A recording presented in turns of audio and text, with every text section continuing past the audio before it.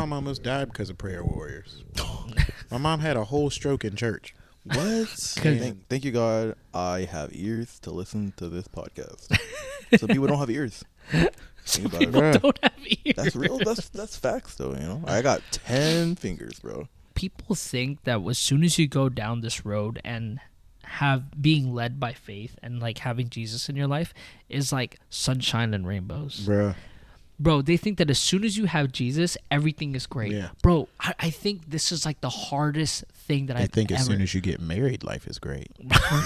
Life sucks after you get married. It's not because of your wife. Or you'll have somebody say something slick to you. Like anytime Jasper says something weird about some girl, I promise you she's right. They got some kind of weird thing going on. Yeah. Bluetooth. Yeah. All right. Recording is great. You have to like keep the mic like right here. So recording's great, camera's good, and guys, welcome back to another episode of the Why Not Podcast. It's your boy Karl. It's your boy James. And we are so excited to bring you another episode because we have our first guest. guest. You can ask James. Like before this, I was literally telling him that I was like nervous, but he was like, "Bro, you're not nervous. Like you're excited." Yeah. Like I'm genuinely excited. So let me pull out my notes real quick because we prepared for you. Oh, man. Like I don't want you to think that we're just going this in the dust. It's like we studied you. Yeah, I told my wife, I was like, man, I'm just walking into this thing blind. Like, I don't even know. That's what's up. But I feel like that's the best way to do it, though. Yeah. You know what I mean? So, first of all, I'm going to introduce our first guest, right? Mr.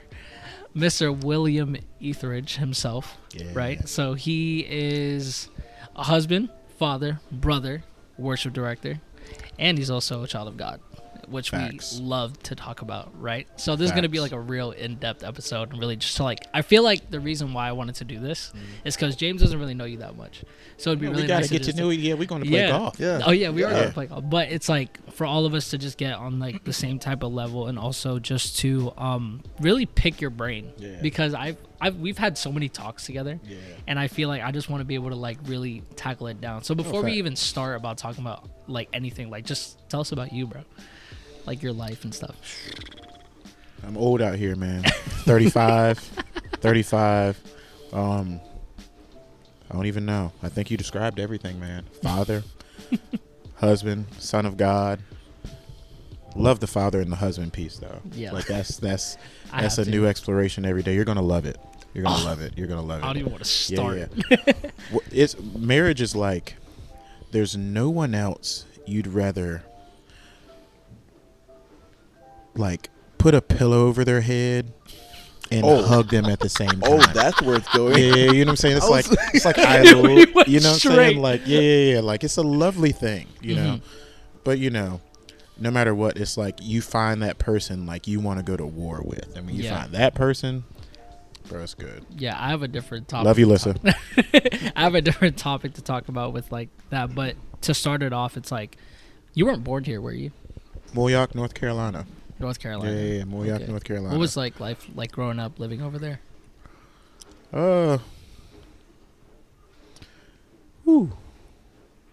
It was cool when it was cool. You know what I'm saying? Cool. It was cool when it was cool. Yeah. Definitely, racism was a thing. It just wasn't talked about, right? Like everybody understood their cultural roles. Like you stay on your side, I stay on my side. I think because like everybody loved me, right? Like I know I was involved. Like I had relationships with some children that were in racist families. Yeah. But because our relationships were so strong, they never bothered with it. Yeah. And plus, I mean, I ain't trying to toot no horn. Like my dad was the president of the NAACP back then, so ain't nobody really want that smoke. You know what I'm saying? And so it's like, yeah. But nah, like it was a cool community. It's definitely not the same. Like all of us kids like played together like every day. So some of the friends I had at 5, I still have at 35. Wow. Yeah. That'd be nice to have, dude. Yeah. That would be nice to have. So, like, whenever you were, what brought you here to Virginia Beach, coming from North Carolina to Virginia? Marriage, bro. Yeah? Marriage, yeah. So I promised myself, I think when Lansdowne High School was built, and I'm class of 06, so me, people like Percy Harvin, like we're all the same class, but I got to see that school. I was like, man, if I ever have a kid, they're going to be raised here. We got married. We're staying in a hotel. We didn't even know we were going to live until the day after we got married. Dang. We were just like, my parents were moving to Charlotte.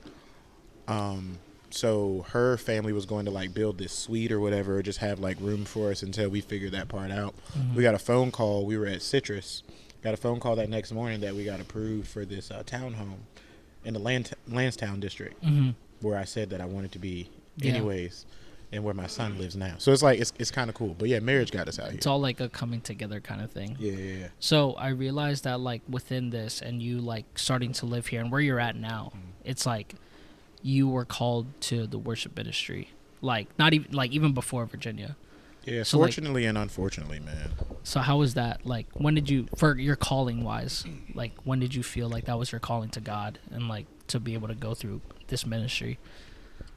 I'm gonna be honest. So I've been in it since I was 9. Like I knew early. I didn't accept it until like my 30s. Yeah. Wow. Yeah. Like, listen, I tell people all the time, like, folks want this, but it's different when you know what it entails.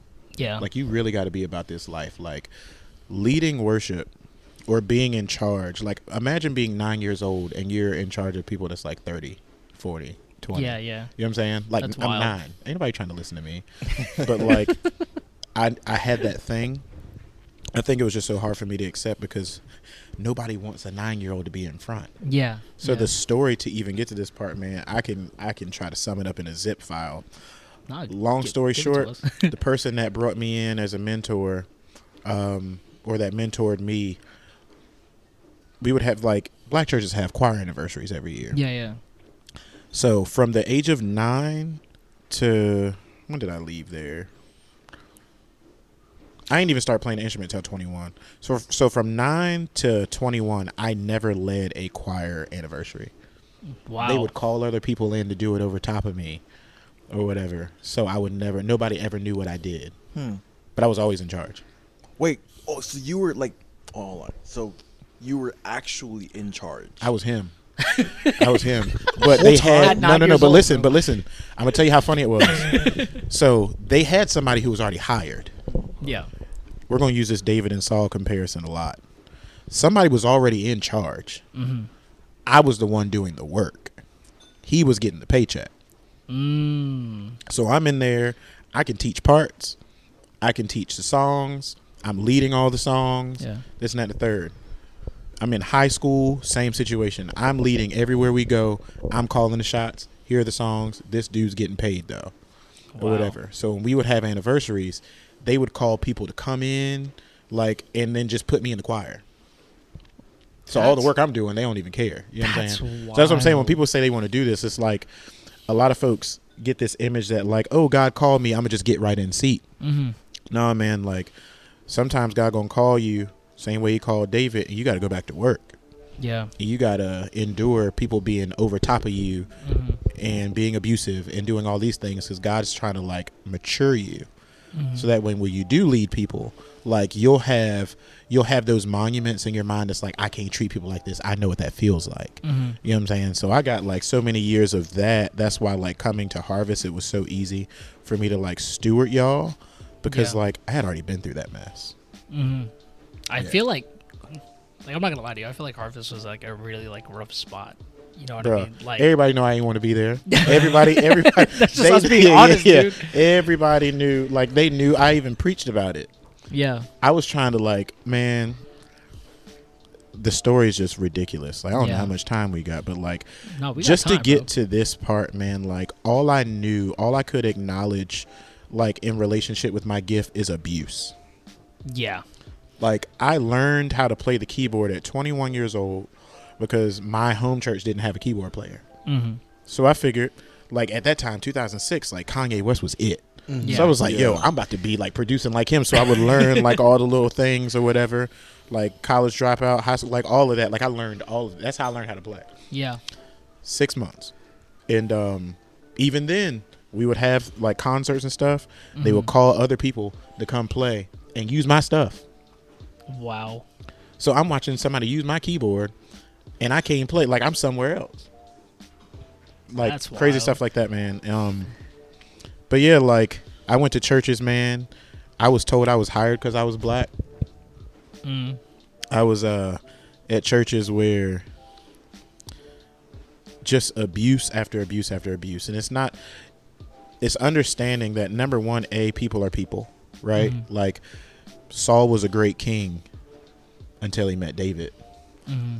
But it's all in how you accept your giftings, right? Like, Saul, when it was time for him to be acknowledged, he ran and hid. Mm-hmm. That set the precedence for his whole kingship. Yeah. Because then when he met somebody who was able to look at him eye to eye, he cowered. Mm-hmm. And the only thing he felt was hatred. That's what I had to endure everywhere I went. Yeah. I was cool with everybody until other people started saying, yo, Will's sweet. Like, he you know what I'm saying? Yeah, yeah. So, like, I think going back to Harvest, number one, it was the first place where I didn't have to compete. Mm-hmm. Like, ever. And that's cool, because I don't like ever having a weight of, like, I'm better than you or you're better than, like, I don't like that. Mm-hmm. But it was the first place I got to go where it was like, I'm not a black dude in their eyes. I'm not anything else other than somebody who they really wanted to love. But I did not want them to love me, and I did not want to love them back. Mm-hmm. Because I had gone through so much abuse. Like, it was just like, all right, man, like, you're going to take me to dinner probably. You're going to ask me this. And honestly, we got pastors that didn't even do none of that, bro. Like, they just let me come to the church. No pressure. Never brought it up. Never one time did they say, hey, man, yeah, come on over here. Like, you know, we can do this. We can do that. They were like, hey, man, you good? Mm-hmm. You all right? Your family okay? How's your wife? Like, she was there with you. Yeah. When my sister died, they were, hey, man, you good? Like, what can we do for you? Church I was at only came to the funeral, man, because how bad would you look if you didn't? You know what I'm saying? Bro, that's wild. Yeah. That is crazy. Yeah. And I didn't mean to interrupt you, but, like, when you said that you were leading at 9 years old, I didn't know that you actually I thought you were trying to make some sort of, like, symbolism, like you were leading when you were, like, 20 something, and, like, the people who were under you were older. But I didn't realize that, no, you were actually 9 years old. Jeez. I'm still stuck on that. It's just weird. The way to explain it, like, we had, like, a quote unquote minister of music, but everything just played to my hand at that time, right? It's kind of like, okay, I would try to use LeBron and Kyrie, but that ain't even the same. It's like Shaq and Kobe. Okay. I'm obviously Kobe, right? But, like, you have this person who was dominant for a long time, who was doing what they were doing for a long time, and then somebody who's extremely younger than you is just ready. Yeah. They're hitting the last shot. When they're in a pinch, he's the one that's, you know what I'm saying? He's going to get the ball. Every time. But you can't get over the fact that, well, you were brought over first, and it was supposed to be you. Like, imagine... Shaq says it now, like, man, we would have won so many championships if I just didn't have that ego. Yeah.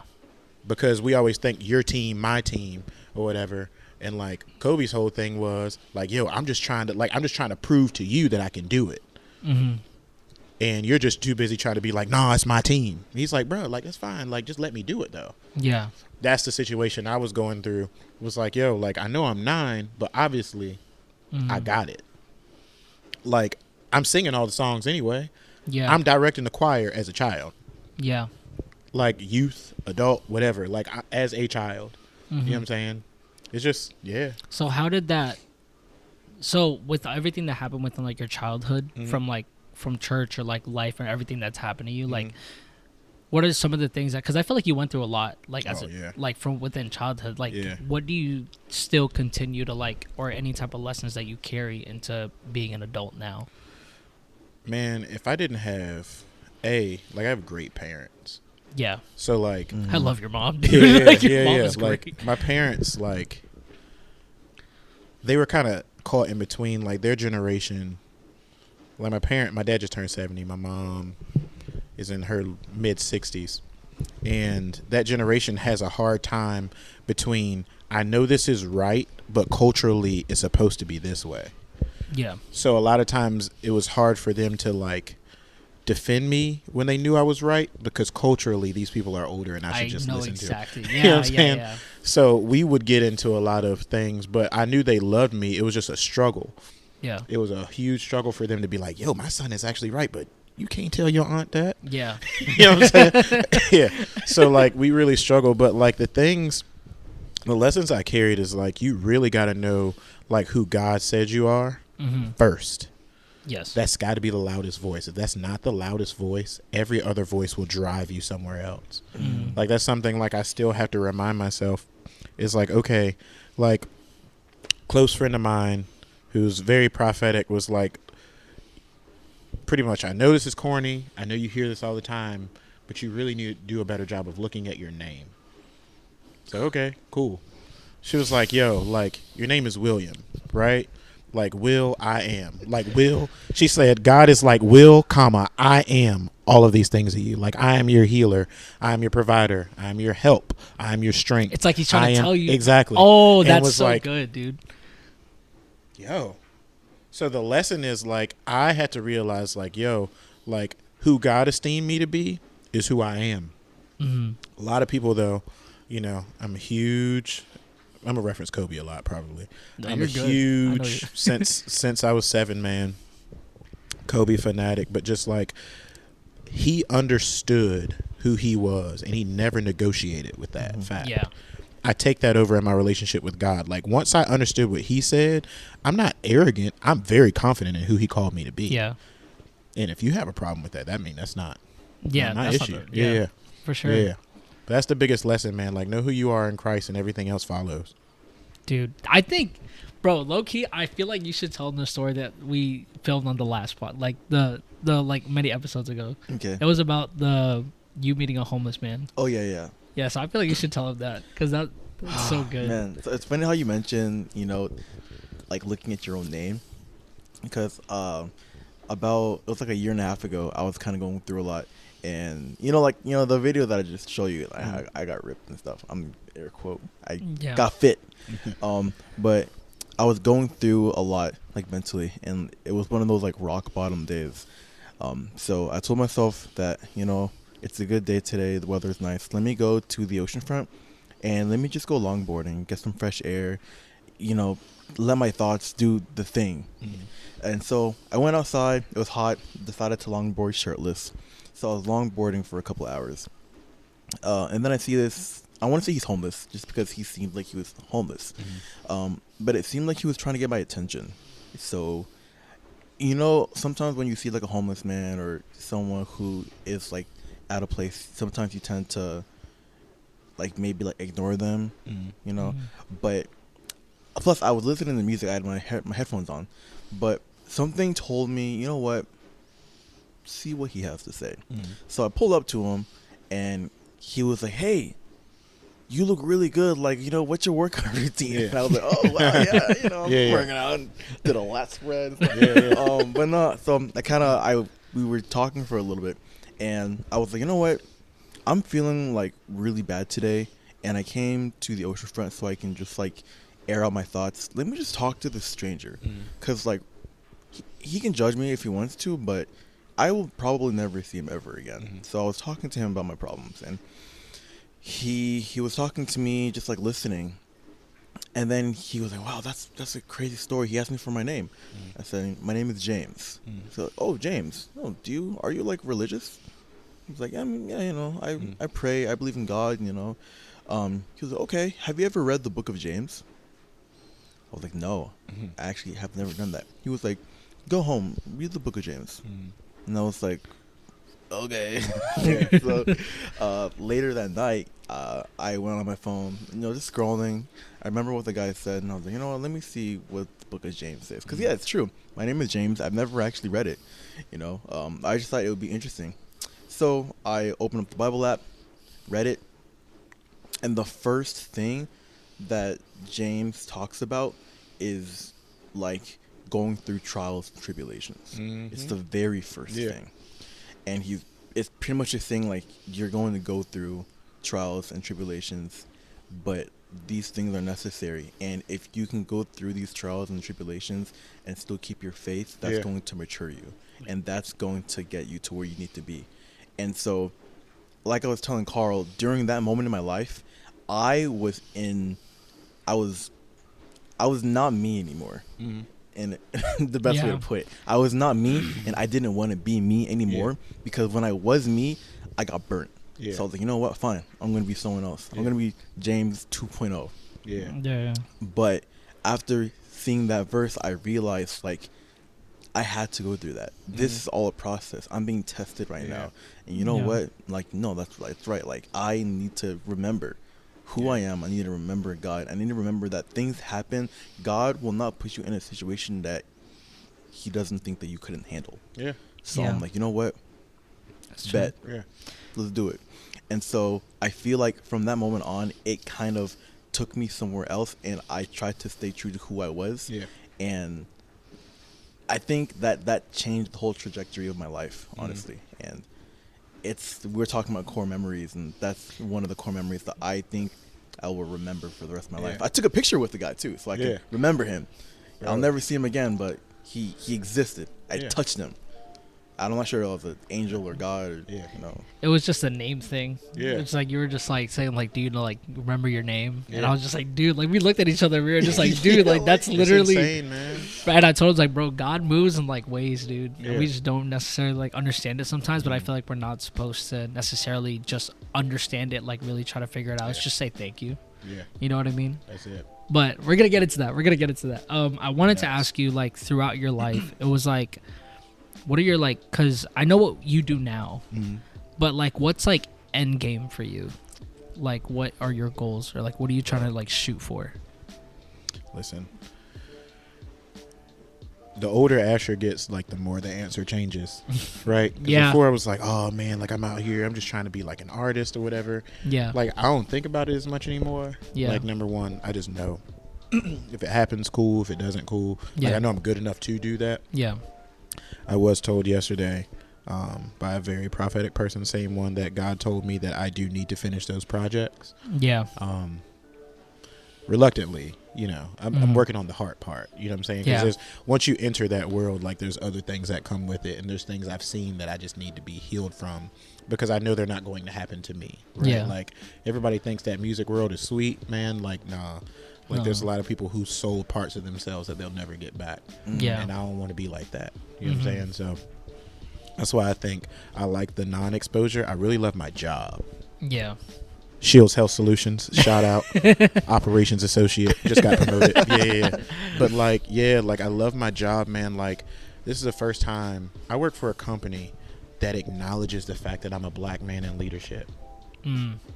Like acknowledges it. Yeah. Not in a way to check something off, but like, yo, like you're a black man in leadership in this company. Like you understand, like that's pretty tough. Yeah. Like they got me for life. Like for real. Like so for me it's just like I just wanna grow in that. Like I didn't know, number one, I could have a job that could be quote unquote corporate. Yeah. I did not know that I could be elevated in these types of jobs. So I'm just really exploring now, like, yo, like you can really work in this field and be successful. So now I'm just like, yo, God, like if you willing, like I'm just trying to climb on this side, because insurance is great. Yeah. You know what I'm saying? Like you have a wife, you have a kid, like those things like become more important. And now like I'm finding my passion more in work than I am. Like I love church, don't get me wrong, I love worship, but I think like I started doing that so much I don't know other sides of me. Yeah. You know what I'm saying? Like I was never viewed as like someone who was particularly smart, so I never thought I was. Yeah. Now I'm paid to make decisions. Yeah. So it's like, oh, so y'all been lying the whole time. You know what I'm saying? Like stuff like that. I didn't even esteem myself in school a certain way. Like didn't realize, you have a high GPA in college, dropped out of college. Bro, I had no idea why I was in school. Wow. No idea, because people kept lying. They kept saying you're going to heal, you're going to play. I'm like, man, my foot ain't moving. Yeah. Never forget it. I was a pinning ceremony. I was supposed to do it. I had a nervous breakdown. Somebody asked me like, yo, what do you want to do? I was like, well, I'm in school because this person told my parents I should go to school for this. They didn't know. Their generation is like, hey, this makes a lot of money. Like, go for it. Yeah. I'm in school, bro. C++. I'm killing. Like, that kind of stuff. Like, I'm killing in computer science. But that day, like, that was the last day I went to school because I was struggling mentally with trying to figure out, like, what do I do outside of playing sports? And my advisor was laughing. He was like, oh, you just being lazy. I was like, bro, I got a 3.8 in computer science. Yeah. like, nah, I ain't lazy. I'm just trying to figure myself out, and I'm coming to you for help. Mental health wasn't taken seriously back then. Yeah. Fired them. Yeah. I don't even remember the dude's name. But, like all of that. So, like, my goal now is like to really explore this side of me that I'm just finding out, like, yo, like, I have to retrain my brain to remember, like, That's every facts. morning I tell my son, like, we have an affirmation, like, I'm smart, I'm kind, I'm anointed, I'm brave, and I'm loved. We look in the mirror every morning, same affirmation. But now I have to tell myself I'm smart. You know what I'm saying? Yeah. Yeah, like, yo, like, You didn't realize it at first. No. Yeah. you don't think like, oh, I learned how to play a keyboard in like 6 months is a smart thing. You just think I work really hard. Yeah. But you're really good at playing keys, though. Bro, just to give you man. just to give you some praise. Shout on out that, Jonathan Sneed, man. He he took me under his wing and just showed me everything, man. bro. Yeah. That is so great. Yeah. Now we're gonna talk about what I'm really excited to talk about. Is because, you know, for me, on this road that I'm in right now, and I was telling James this the other day, is because I know I believe in God, right? But now I'm at a point to where it's like I want to really understand. Like, I know it's just people tell us, like, especially in like Proverbs, it's like, you know, trust in the Lord, don't lean on your understanding. Well, I feel like I want to be able to understand you, like really to be able to dig deep in within like what you're trying to tell me and what I know is true and promised, right? So going into that topic, I was just thinking about like what you tell. I feel like you do this every worship practice, or like every time you see us, is like you say, I challenge you. And you love to give us like challenges on how we're supposed to be tested within our faith. Yeah. So it's like within those challenges, like how do you challenge yourself to keep your relationship with God strong? I don't want to know what it's like without him. You know what I'm saying? Like, it's like the world is scary, man. Like very, very scary. And like, it's crazy how he'll allow you to get to a certain point without him. Like, you can have some success, right? You can have some things, but like being without him puts an expiration date on everything you have. That's how I literally look at it. Like, I'd rather have the infinity sign on whatever it is that he has for me versus like going on my own strength. And then, you know, it's like doing a rep until failure. Like, at some point you can't lift anymore. Yeah. And then what do you have to help you lift? You know what I'm saying? Like, that's as simple as I make it. That's so good, dude. But like when it comes to, because I feel like what we do now and like the way that we talk to, like, just say if it was a church, for example, right? I feel like we get to a point of sugarcoating. And I feel like when we sugarcoat things, it's like we're really turning more to feelings rather than favoring God. Well, it depends on the setting. So I'll put it to you this way. This is my honest thought about just church in general. I think we're too afraid to lose numbers, so we don't tell them the whole truth. We tell them what they can digest. Wait, what?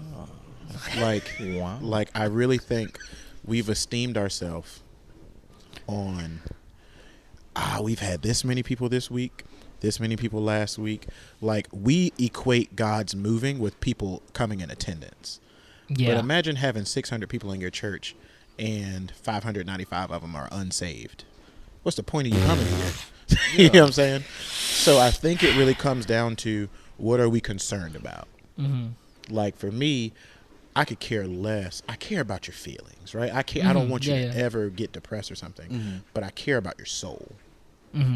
So for me, it's like, if I see a ditch and I know what's in the ditch, I'm like, Karl, trust me, this is what's in that ditch. And I'm telling you because I know you're going to go over here, so I'm going to tell you all the things that hit every button to make you not go to that ditch. Yeah. Because I love you. I'm not going to be like, oh, Karl, you're strong, man. I'm going to be like, no, bro, you're not. You're absolutely not. This is what you're going to do, and this is what's over here. We don't do that enough. Right? We just say, like, yes, the Lord is gracious, Lord is kind, and all these things, but we spend too much time talking about topics that people don't struggle with. So we make blanket statements, and we assume it's going to cover everybody, and then we say, all right, if you want to partner with this, come and pray at the end of service, and everybody leaves unchanged. You know what I'm saying? We're all just like kind of focused out, like, where's the door? So the sugarcoating thing is real. I don't necessarily think it started intentionally. We're just so afraid. I mean, you look now, the loudest mouth is attached to your hand, your thumb. That's what great. people are. You know what I'm saying? Yeah, Like on the comment section all the time, You know what bro. I'm It's like the only time people will But talk. we don't dude. say these things boldly unless it's politics. If it's politics, absolutely. But if it's about God, no. It's like the word is the word.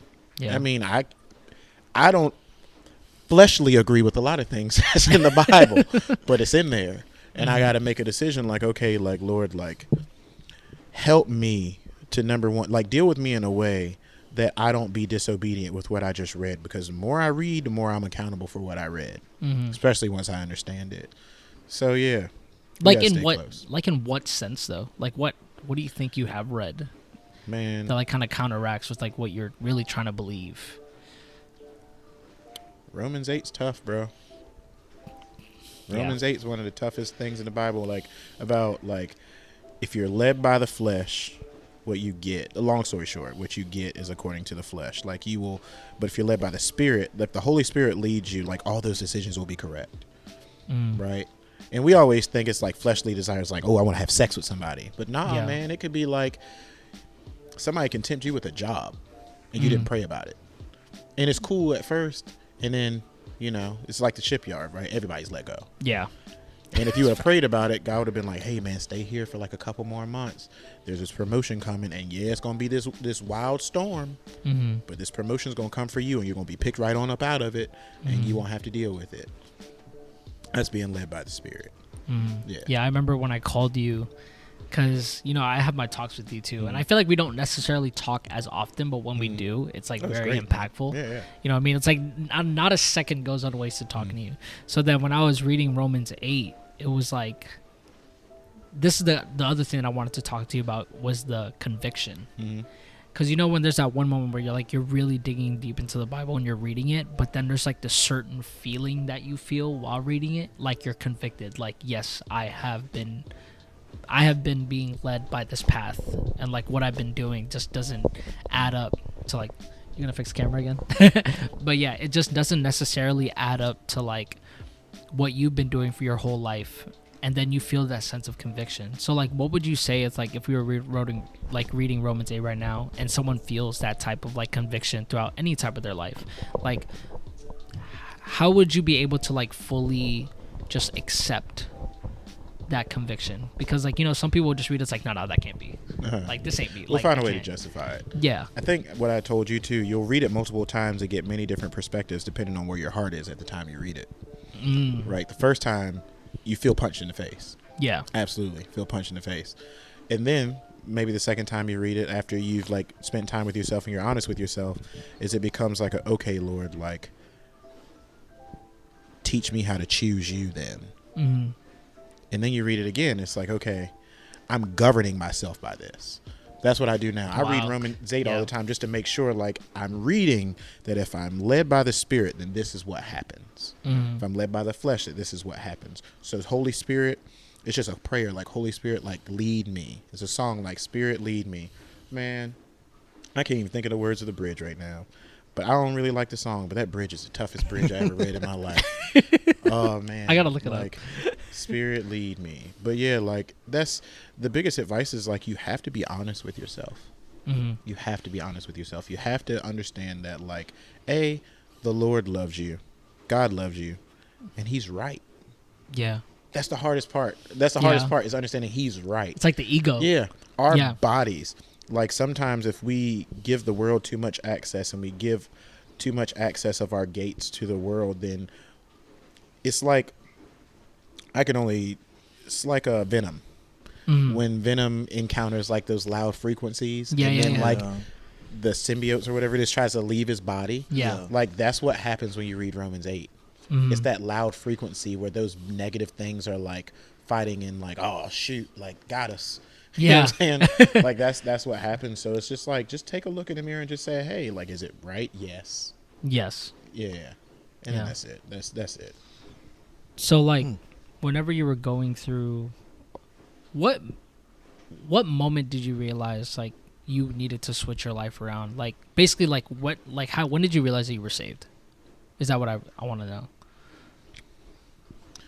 True Christians give you this answer. Like true, not the watered down Christians you see today. Yeah. I've known the Lord for a long time. I've come back to him a lot. Yeah. Right.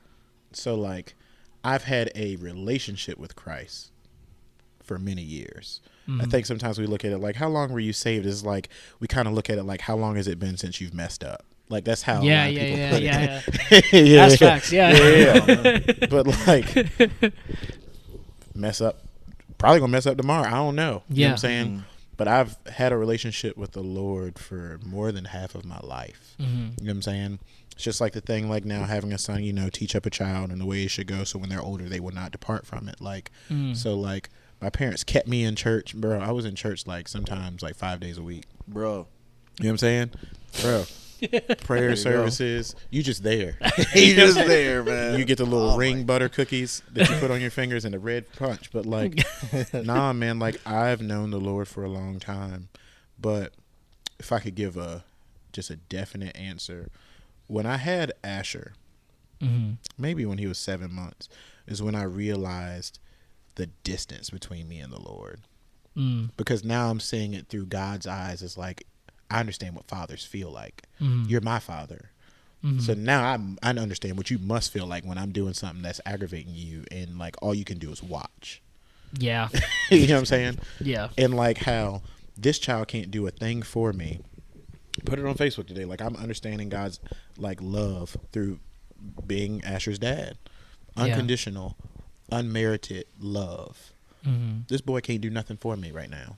But say, Daddy, I love you, and shoot a spider web every now and then. That's about it. Yo, Asher don't but I love him, and I work so hard to provide everything for him, and God provides everything for me, and I can't pay him back.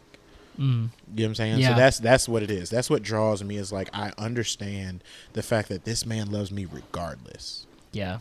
Yeah. That's what I feel like I've been feeling for like a while now. Because it's like, you know, I talked about it that one Sunday where it was like sometimes when you get convicted, yet God continues to like spill his love over you and shows his grace and he shows his mercy towards you.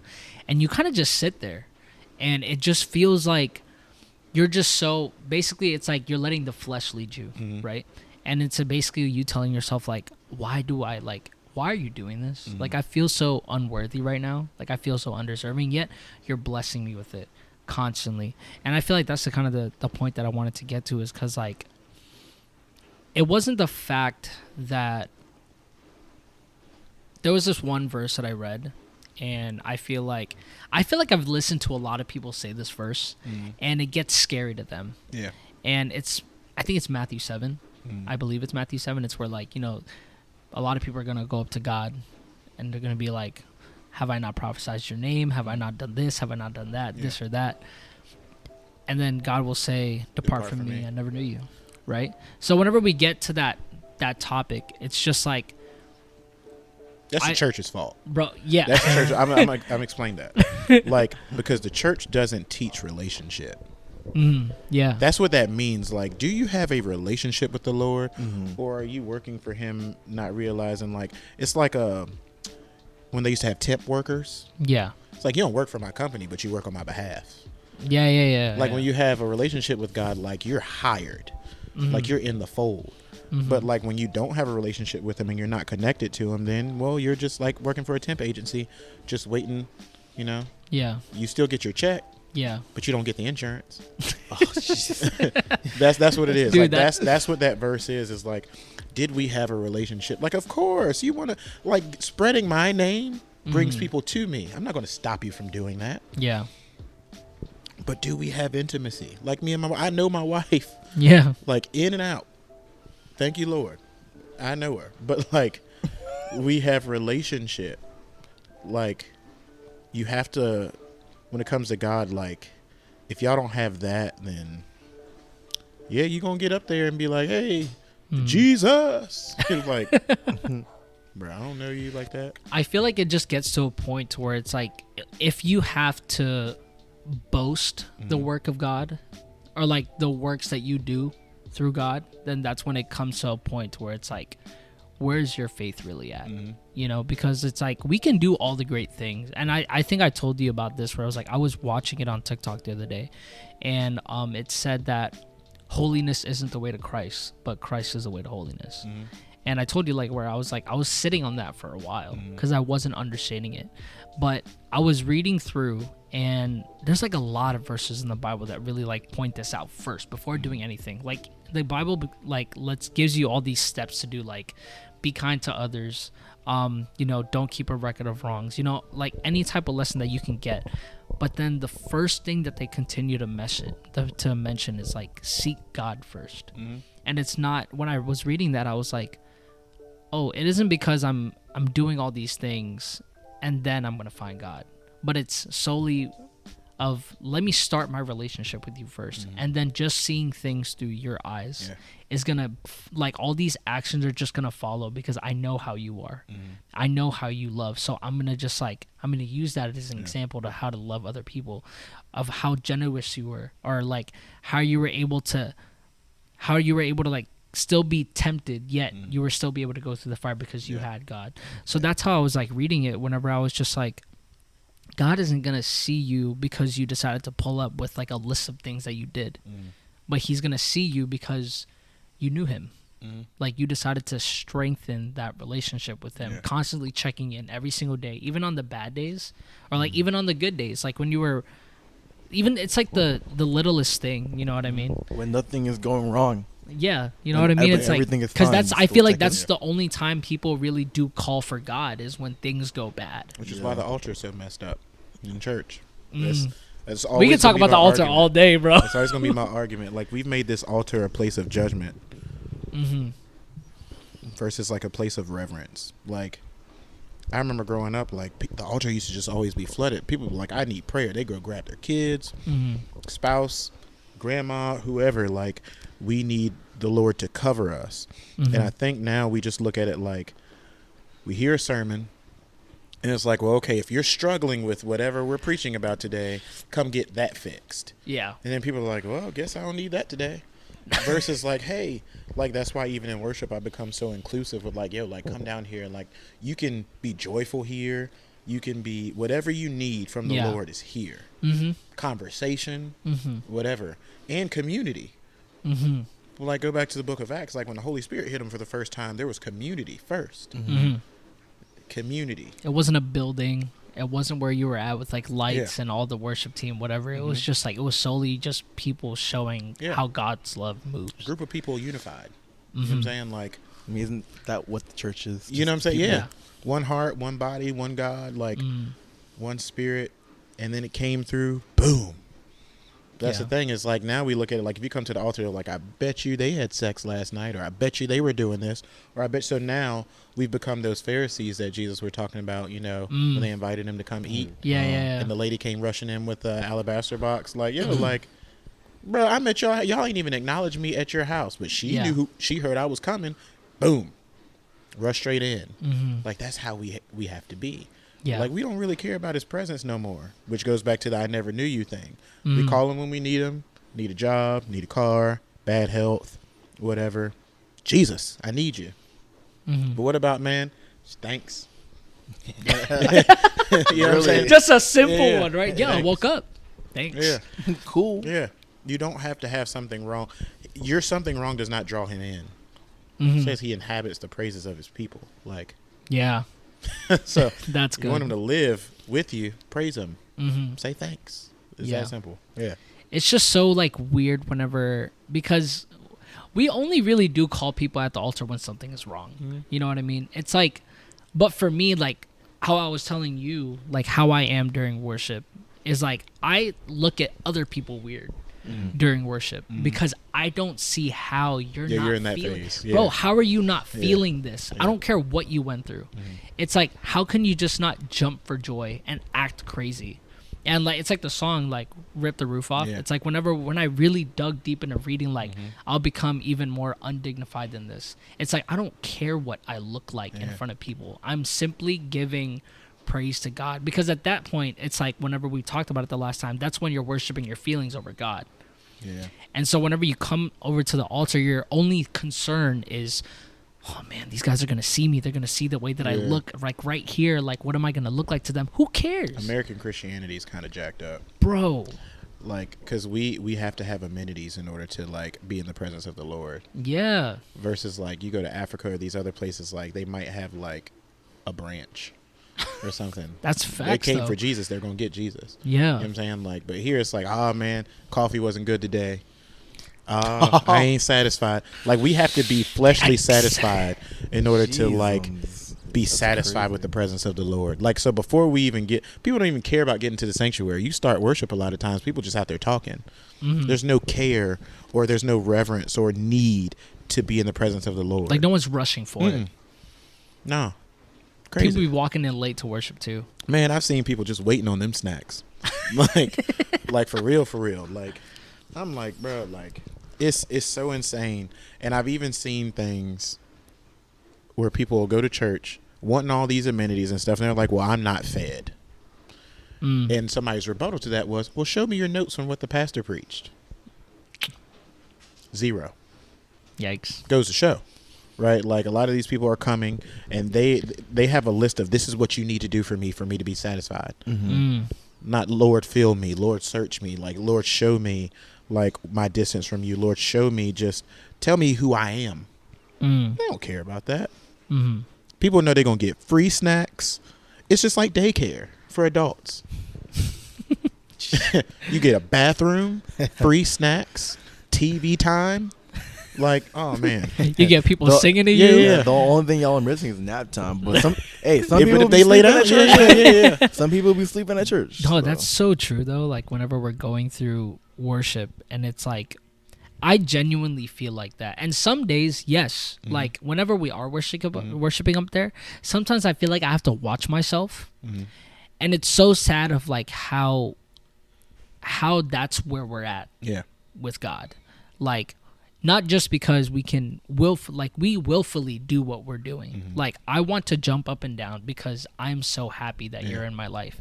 And it's like, I'm not judging anyone who doesn't do that, but I'm just saying, it's like, some people feel like they're just gonna go up there and they're gonna feel so judged, when I just want to grab every single one of you and be like, feel me right now. I'm shaking, because it's like, I can feel him like moving right now. And just the fact that you're not seeing it, like, I don't know how your relationship is, but I need you to strengthen that. But it's not me solely wanting to judge you, it's solely me wanting to help you connect more. And that's the whole reason with our worships, which is like, people think that we're just up there singing songs, and people just solely think that it's just coming to a point where it's like, oh, you're worshiping now because it's my favorite song. Yeah, it's my favorite song. Or it's because, I went through something. You have no rival. Bro, literally, as soon as they sing that, you just hear clapping. Dude, and it's like, but what about all the other stuff? You know what I mean? It's like, what about, it only took you this time to clap when it got to that part? Bro, it's karaoke, bro. It's just wild whenever we get to this point of worship, because I was reading The Reset again, and I was reading a couple lines because I wanted to mention it, and there was a mention, because I don't know how this feels, but I want to know where it comes from with your heart. But they said, from a worship leader who truly cares, it must really burn their heart to see, compared to the people that you're leading, because we see it from like Kobe the team, staring. Bro. I'm seeing it from the team's perspective, but like seeing it from where you're at and what you're trying to do. Like, how has that like transitioned you in a way within worship, or like how do you see things from that point? You get super frustrated, because like when the Lord like blesses you or anoints you with this kind of gifting or stewardship role, you got to go through some stuff just to get a set list, just to get a sermon, the stuff you have to go through during the week.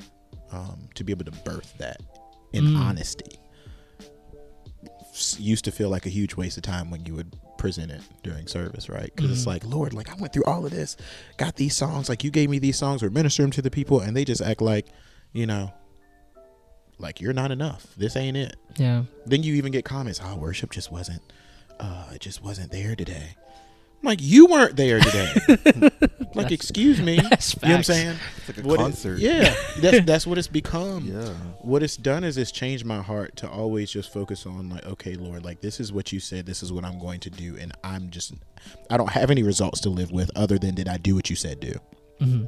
Once I got focused on, like, keep the mission, everything else, like, went out the window. So I don't even care about, like, well, now church has become like customer satisfaction. I don't even care.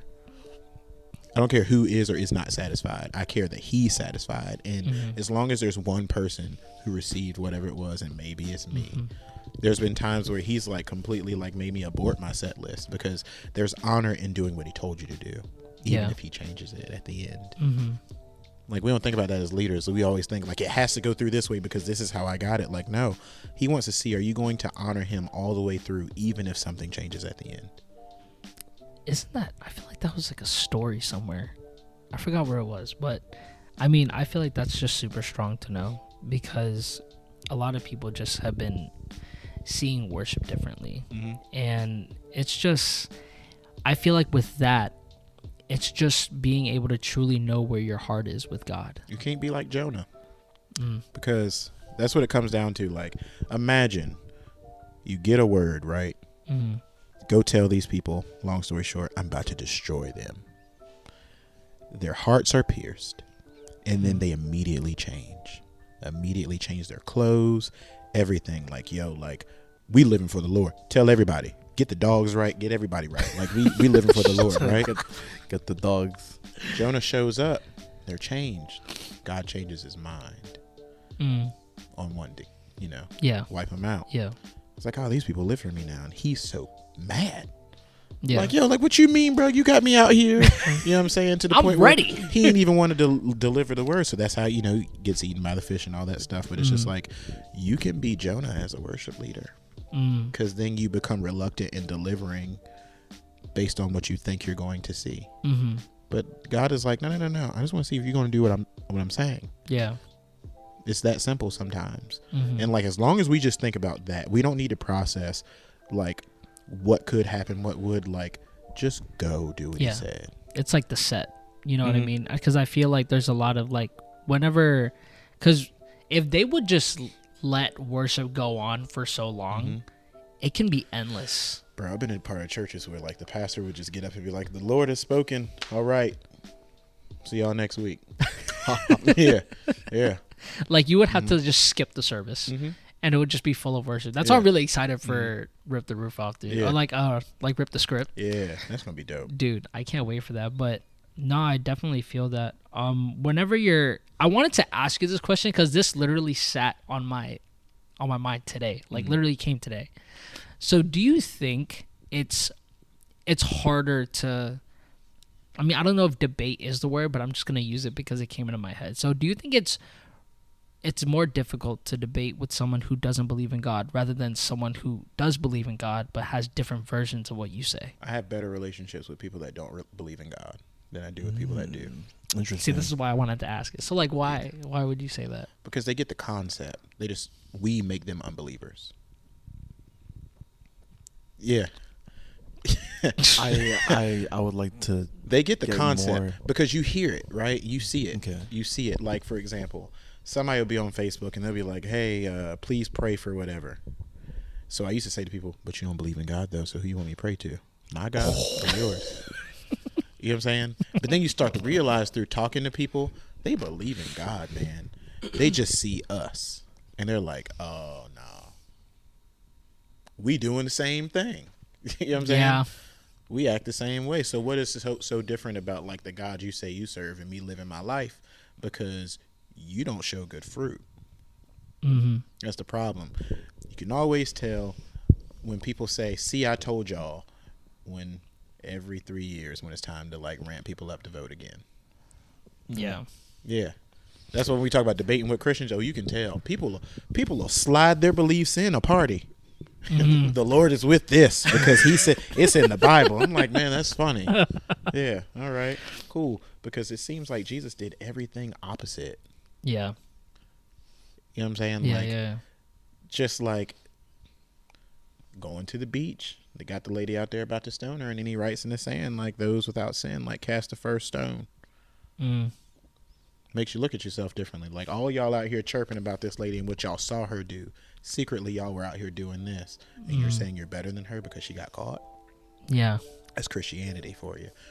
Where what we do is, like, we publicize the things that we see. Realizing that our hearts are just as jacked up as the actions that they're doing. But we're convicting them and we're jumping on bandwagons because it's the popular thing to do. Sit them down, shut them up, do whatever. They're not representing correctly. But I'm like, man, their heart could be so towards God now. Yeah. And then you isolate them and tell them to rehabilitate. And then it's just ripping God like away from them. Yeah. Dude, that is wild. Yeah, insane. So, like, whenever you're going through like trials and tribulations, like whenever you're just say someone who doesn't necessarily believe in God, but then they're like, because there's different types of people as soon as they're gonna start approaching the faith, right? But what about to the person who's like, I don't know, and they just sit there, they're like, okay, so I don't necessarily know what to do, so I'm just gonna put it off for a little bit. Because I solely want to know, because it's like there's people who grew up knowing God, and there's people like me who just recently found God, but not necessarily knowing what to do from this point. But we're always talking about in the means of like growing your relationship with Him. How do we, as people, like basically, how do we know how to strengthen our relationship with Him? The biggest thing, I want to answer that first part, is we, as I say, established Christians, need to be better lovers. That's what it is. Like, you don't have to beat people over the head all the time. A lot of people I have conversations about Jesus with that didn't necessarily believe or whatever, but because I consistently love them, like unbiasedly, they're like, yo, bro, you just different. Yeah. I'm like, well, I'm different because of Jesus. And then we get into conversations about it. You know what I'm saying? Like, you can always tell when people's hearts are ready to receive. You just love them until that point. And then when they are ready to receive, you don't just like force a well down their throat and then just start pouring. It's like, hey, like you give them doses of Jesus. And then you just continue following up discipleship. That's what that is, discipleship. We don't do a good job of that, of the following up and checking in and making sure like people's good, Yeah. That's the biggest thing. But like for people that don't know, I mean, you're not going to make them know overnight. I've learned you've got to be that illustration though. Because they'll get introduced to Jesus through you. Yeah. You know what I'm saying? It ain't like pulling them off to the side and, start. I've seen people, man, just like try to start speaking in tongues on somebody randomly. And I was like, bro, they don't know what's going on. You know what I'm saying? Yeah. Love. In just genuine relationship, man. Like I've seen somebody get saved at Chicho's, drunk, just straight, just sauced, bro. Came to the Lord, asked for prayer at Chicho's on the beach. Wow. Yeah. It can happen anywhere. Anywhere, anytime. Yeah.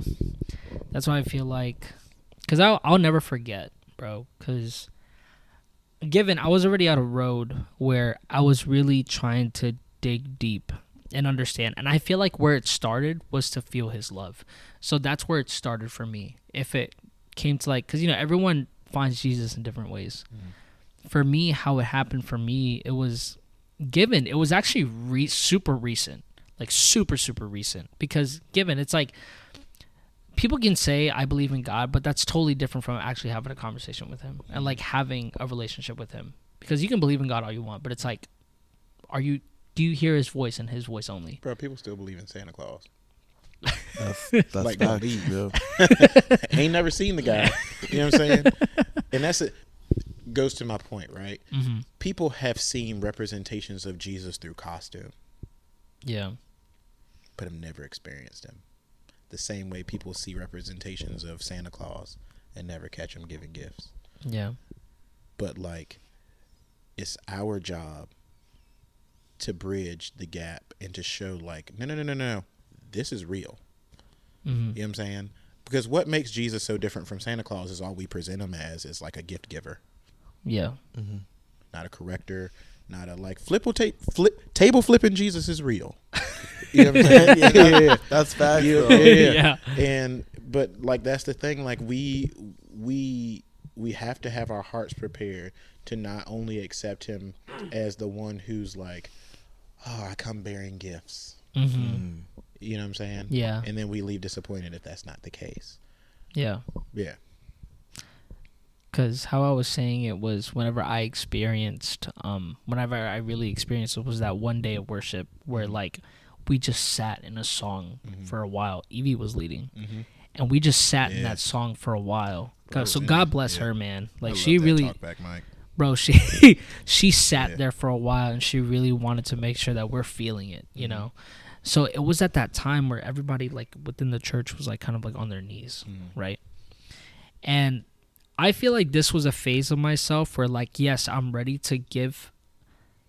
I feel like this is not just me, but a whole lot of people who were starting to understand this. But it's like whenever you're giving something up to God, you're only giving him the things that you want to expose rather than everything. Yeah, you got to let him in the dark places. Yeah, and it's really like this is coming from like a very deceitful heart and like how your flesh leads you is because you're so maybe it's because of from what you've seen through life. And I feel like a lot of past trauma affects the way that you see God. And church makes you feel like what if they know? You know what I'm saying? Like, yo, if they find out, I'm out of here. Yeah. Yeah. And it gets tough because it was like I was only ready to give him parts of me that I wanted him to see because we're just so used to people judging us. But we have to realize it's like God sees you. Like you said, it's like people catch you, right? But people are only going to see what you provide, but God literally sees everything that you are. There's literally nothing you can hide. Like I can have a little secret that I can hide from all of you guys, but the one person who does know that secret and that I do feel bad for knowing is God. And then it came to that point to where I was like, I had to sit there and I had to really like realize like I can't fully feel you if I'm constantly holding on to things I don't want you to see. But you want to know unconditional love though? Is before he created you and during the process he knew that secret was going to happen. Which is wild. And still hit accept. And you know what I'm saying? It was like that's process. What I print. Yeah. Combination. Yeah. That's crazy, man. Bro, and it's because it was like when I literally laid everything out and I sat there, I kept saying, like I cried while I was on my knees and I kept saying that I'm sorry.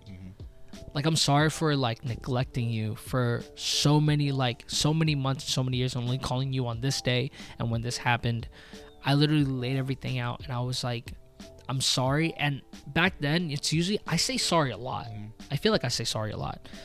But this is the time where, like, no matter, even though he knew everything that I've done, and I was only saying one, I'm sorry.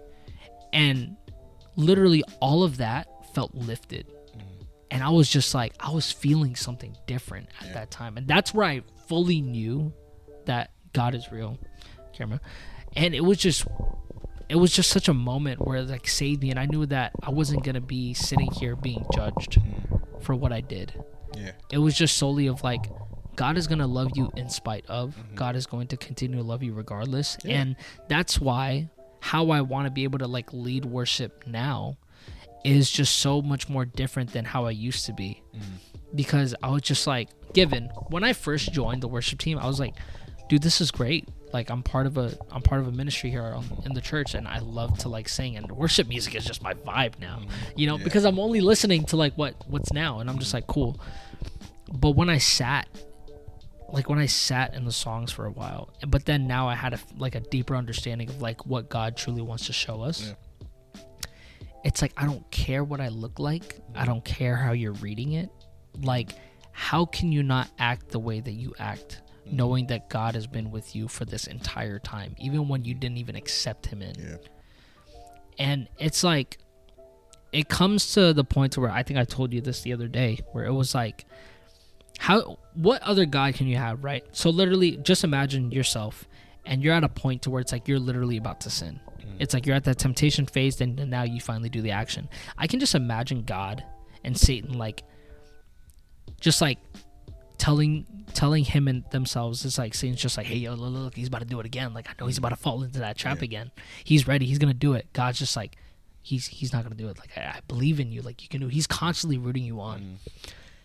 And it gets to a point to where it's like, you didn't make it through. You sinned, right? And then Satan's just like, yeah, I told you I was gonna do it. Yeah, I have him. When you think of like the way that the earth shows it and how society shows it, you think of something that's just going to be so disappointing to where it's like, man, I'm going to give up on you. Like, I just can't do this anymore. But then when you think of God, the only way that I could imagine, I didn't imagine him as a disappointed father. The only way I could imagine him was him doing this. He was going to look back and he was like, we'll try again tomorrow. Like, I know he can do this. Like, and I felt so bad. And I feel like that's where you draw the line with sin. To where it's just like, wow, why would I want to keep doing this when it's like, no matter what, you're still constantly believing that I'm going to win. You've already won this, so why can't I? You know? And I feel like to be able to accept that, to know that you're forgiven and holding that shame that you do not have to, it blows my mind. It constantly blows my mind. And I know I'm talking a lot, but it's like when it comes to podcast. I know, but it's like there was this one verse, I think it was like in 1 Corinthians, and it's saying how I believe it says something along the lines of with like the way that God sees us and how like he saw Jesus, right? At that moment where he was getting crucified. It was so weird to me that at that moment when God looked at Jesus, he looked at him like he was me, full of sin. And to show his true act of love, he decided to look at me like I was Jesus, like I did everything right. And I'm like, why does that verse sound so weird to me? It's because it doesn't sound right. You should be looking at me like I'm the sinner. Jesus did everything right. He looked at you like you're his child. Yeah. And I'm literally about to sit here like to tear up about it, bro. Like, because it hits you so heavy when you realize that, because he loved us so much that he gave up him at that moment and looked at him like he did the sin that I committed. Yet he looked at me with love. And I'm just like, why? Like, Jesus was great. Why would you want to give him up? Because he loved us. And I feel like people just don't grasp that concept of it. So that's why whenever I tell you the first time I experienced Jesus was because of really understanding how he loved us so much. Yeah. You know? Yeah. It's just not always a car accident, you know, or something traumatic. Like, that's kind of, you hear all these stories like, oh my God, something so horrible happened to me and that's how I found the Lord. It's like, bro, I don't want to get to that point. You know what I'm saying? Love is the way. Love is always going to be the way. Yeah. So what within your experiences have you, like, when you had like spiritual warfare, like what experiences through life where you knew that you were going to be in like this constant battle of like not being deceived by who you were and really listening and trusting in God? The biggest thing is like, you can't never believe the hype. Like, I acknowledge the fact that I'm good at what I do. Yeah. Completely. I acknowledge it. Like, I get it. Very gifted in the area. I thank God. When you start believing what other people say about you is when you mess up. That's where the warfare is. And then it's not even really spiritual warfare. It's just consequences of your disobedience. A lot of stuff isn't necessarily. That's good. The devil like attacking. It's like, well, you chose this path. You just got to get out of it. You know what I'm saying? A lot of it, I spent a good time with that same athletic mindset where I'm just fighting the whole time. I'm trying to prove everybody wrong. I'm trying to like prove everybody that said I wasn't doing this or whatever. Like, I'm coming after them. Yeah. I'm singing at all these concerts. I'm doing whatever. It had nothing to do with God, bro. I'm just trying to get mine off. Yeah. Everywhere. And it's funny that some people were still being touched by songs I was writing when I was just trying to be better than everybody else at that time. You didn't see the deeper meaning that it was to people. I'm writing songs like I never forget. I have a song called Clay, where this is like 2013, where it was just like, Lord, here I am, return me to clay and mold me into the man that you want me to be. Take my life. I want to walk like you. I want to see people through your eyes. Please give me your compassion. I think that was like the first verse. And I remember the bridge, something like, take me as I am for your glory. And I would see people like crying and doing whatever. And I was like, man, you know, I grew up in a quartet world. So it's like, oh, we hitting. Oh, yeah. Keep hitting them. Keep like 5 heartbeats type stuff. But I couldn't navigate. Like I was effective and ineffective at the same time. Looking back, it's like, imagine how I would have been if I was just tapped in with my source. Goes back to the Matthew 7 thing you were talking about. Like, depart from me, I never knew you. We weren't talking like that. Yeah. I was relying solely on what I had. Solely on what I had. And that was the warfare. It was like, I'm just dealing with my flesh and dealing with my expiration dates. Like there came a time where I couldn't find another concert to sing at. I couldn't find singers. I couldn't find like bandmates. I couldn't find anything because the time had run out because I wasn't plugged up to the source. So like spiritual warfare, I mean, I dealt with it when it came to identity, right? Like I dealt with it when I was starting to believe all the negative things I was hearing, and Satan intercepted that and was like, see, I told you wasn't anything. And believing that kind of stuff, and really having to understand like, God, okay, like I need to be close to you because I don't know me. So that was the warfare I really dealt with. Like, man, depression is real. When you have an identity crisis. That's the topic that I wanted to get into, is that like, because I feel like not just from like the last service that we did, but for a whole time, like the whole time knowing you, it's like you're very tapped in to like your identity through God. And during that service, whenever I was singing with you, you were telling the congregation, you were like, I need you to know who you are through God. Like, you are a child of God, you are blessed, and you are loved. So it's like, how does someone find their identity through God if someone just doesn't know where they're at and they're constantly being misguided by the devil? Like, relationship. I learned this through work. The more you cold call people, the more you find things out. I call people randomly. Pharmacists, presidents, whatever, like, hey man, I just want to schedule a one-on-one with you. Is that cool? Cool. All right. And I just start asking questions, and then I gain something from that. I didn't know I could have a promotion like this until I cold called somebody. And then he became my mentor through it. Same thing with God. Uncle David said this as everybody left Thursday. He said, people make like having a relationship with God so hard. Like, it's literally like you're walking and he's behind you everywhere, even when you're not on his path. And all he's waiting for you to do is just to stop and say, hey, like, God, I don't think I'm where I'm supposed to be. And he's like, here I am. Turn around. I'm here. So it's as simple as, I tell people when they're like, I don't know how to pray. The same way we're talking is the same way I talk to him. Just talk to him. Simply like, God, like, I don't know what to say. I don't know whatever. Please just let me encounter you. And then you're good. It's that simple, bro. Like, anybody out there, like, do not make it difficult. We messed it up as a church. We've messed it up. We've made people seem like you got to do a rain dance and do all this crazy stuff so he can hear you or you can have his attention. Like, my son calls my name 1,000,000 times a day and I still say yes. It's that simple. And sometimes it's gibberish and I have to understand what he's saying through his actions. Same thing with God. You know what I'm saying?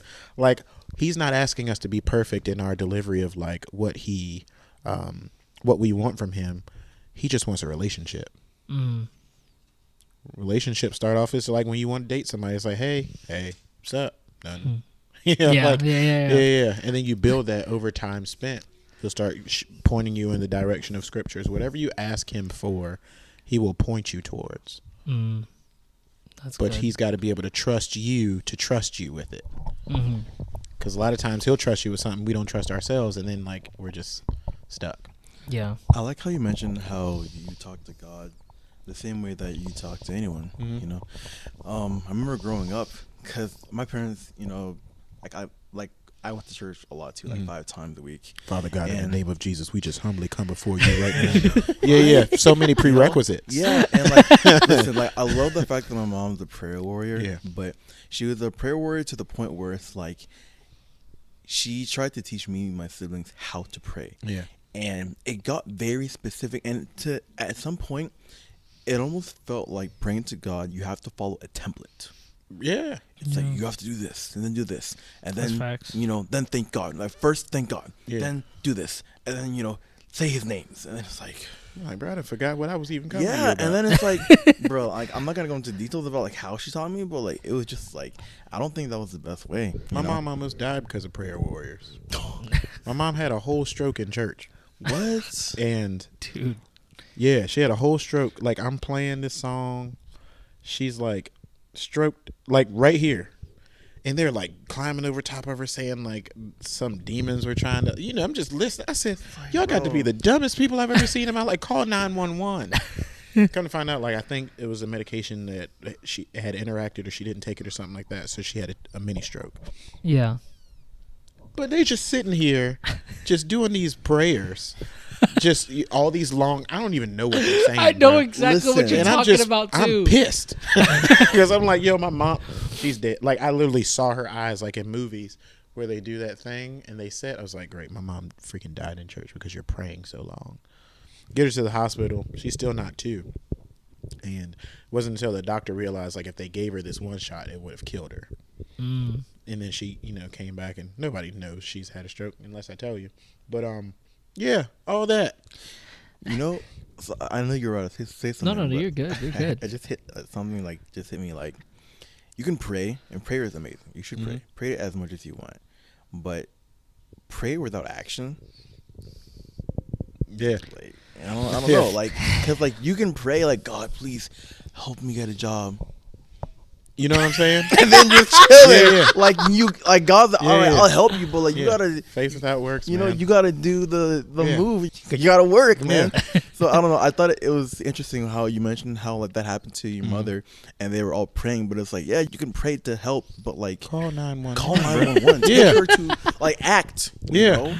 I was just so confused. I would have been pissed off. Too. Yeah. I'd be messed up, bro, because when it comes to...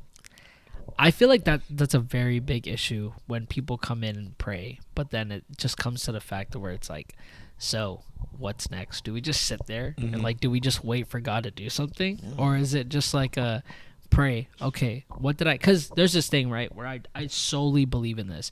When you pray for something, right, God is not just going to give it to you. He's not just going to, like, be like, all right, you asked for strength, boom. And I read this somewhere. It's like, I think it was from Bruce Almighty. Have you ever watched Bruce Almighty with, like, or no, man, it was that's like an old one. No, it was either Bruce or Noah Almighty, whatever. But it was like he was having a conversation with his wife, like Noah's wife, and he was in a bar, and he was just saying, like, like praying about strength, praying about wisdom, praying about courage, whatever. And then he said, like, he was like, is God gonna give you strength? Is he just gonna just give it to you because he prayed for it, or is he going to give you challenges to gain strength? Or is he going to give you challenges to where you have to use your intelligence?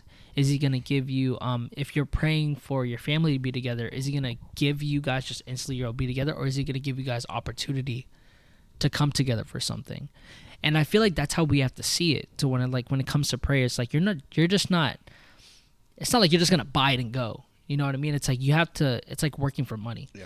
It's like you have to work to be able to get to where you need to be. Yep. That's when it comes with, like, prayer with God, and where it's just like if he blesses you with something, it's like you can't just see it as like, yes, this is done. Sometimes it's like the piece of paper, like he gives you. Like whenever I pray for something, and then, like, if a piece of paper were to just be right here, it's like, what is this? It's just a piece of paper. Write down an idea, and that's gonna test me to be like, okay. So maybe let me just not look at this piece of paper as like a curse and like, oh, okay, this is whatever. Like, no, maybe this is supposed to be a layout. Maybe this is supposed to be a step into where I got to be, and then he's just going to bless me with that. God's funny, man. That's what I tell you all the time. I'll tell you how weird he is. So, like, yesterday, like, I was talking to, my friend who was telling me about looking at my name a certain way. And, I was talking about it coming in the house, like Asher getting bitten by the dog, and just I was going through like this weird depression thing yesterday, just like me as a father, who I am, like, Lord, like, just how you feel about me, just all these things. Not even joking. I got in my car this morning to go to the gym at like 5. Yeah. Got out my car, got back to the car today when I was taking Asher to my parents' house. This hat was on the driver's seat. And I was like, it's awfully funny that this hat is on the driver's seat. Like the message of the hat, though, like generational curse breaker. And I was like, oh, got it. This is what I'm supposed to see myself as. Like, you know, everything stops with me to my son. Like all those things that was going on in my family before, like all whatever mentally, physically, whatever was going on, like it stops with me. Like the Lord was showing me like, yo, let me in. This will happen. Yeah. And I was like, man, because I don't even know where this hat came from. You know what I'm saying? It's a tough hat though. I appreciate Instagram, man. I think that's what they're called, you know, generational curse breaker. But yeah, like I was just looking. I looked at my driver's seat. Was like, where's this hat? I literally got out the car when I went to the gym today. It was the day, so I had my Ohio State stuff on. Like I was ready to roll. I don't know where that hat came from, but I had a different hat on that said "Make History Now." Love that hat. But it was like God's message to me, like, hey, remember who you are, man. Yeah. Remember I got you. Yeah. So like whenever, while we're in the middle of like talking about relationship and where you have to, basically like to be able to strengthen your relationship with God, where do you think you're at with God right now? I mean, we cool. Yeah. Me and God cool. Because I refuse to not talk to him. Like, you know what I'm saying? Like, and you know the craziest thing too, man, and like we need to talk about this more just as believers, is like who says making the right decision doesn't hurt? That's where we feel like we have a bad relationship with Christ. It's like, I felt bad, but you didn't do it. Yeah. You won, my friend. Yeah. You know what I'm saying? Like, I think we think like choosing God is like, it's always going to be cool. Like, oh, I didn't sin today. It was great.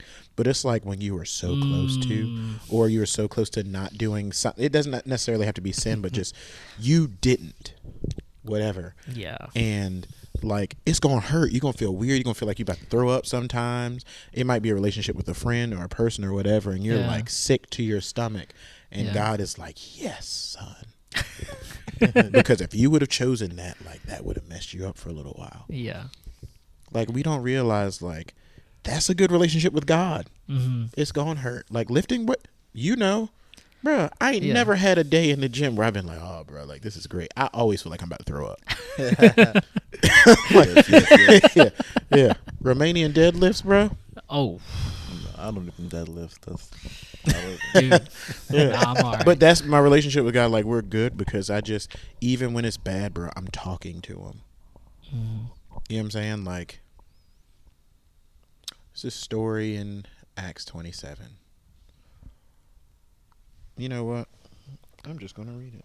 Pull it out, bro. I'm just going to read it. I was just about to say, like, you know, while we're waiting, for those of you guys who are listening, I'd say just take a good 10 seconds to just be like, thank God for 10 seconds. You know? Dude, for real, Thank bro. God for 10 seconds. Like, thank you, God, I have ears to listen to this podcast. So people don't have ears. Some people don't have ears. That's real. That's facts, though, you know? I got 10 fingers, bro. I got Bro. thumbs. Dude, and this is, you know what's funny, right? It was because I was literally having a conversation with him yesterday. I think I called you. And I was like, people think that as soon as you go down this road and being led by faith and like having Jesus in your life is like sunshine and rainbows. Bro, they think that as soon as you have Jesus, everything is great. Yeah. Bro, I think this is like the hardest thing that I think as soon as you get married, life is great. Ooh, life sucks after you get married. It's not because of your wife. It's because, listen, I'm going to tell you something. A wedding ring is like whatever attracts fruit flies. That's how it attracts those types of women. It becomes a challenge for people. Like, for real.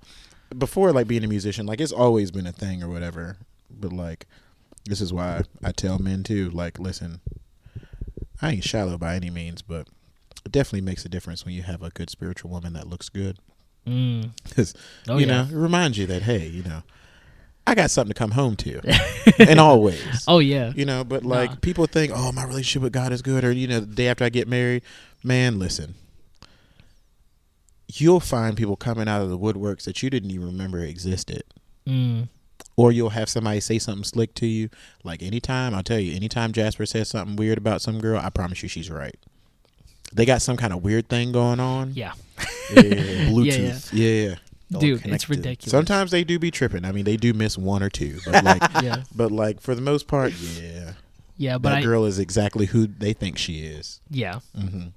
But I feel like it comes down to the point to where it's like, you have to realize that just because I follow Jesus, it doesn't mean that everything is great. Like, this is so hard because you're just so used to your old habits sometimes, and you're just so used to this and that. But as soon as you accept it, you start seeing yourself more, and it's weird.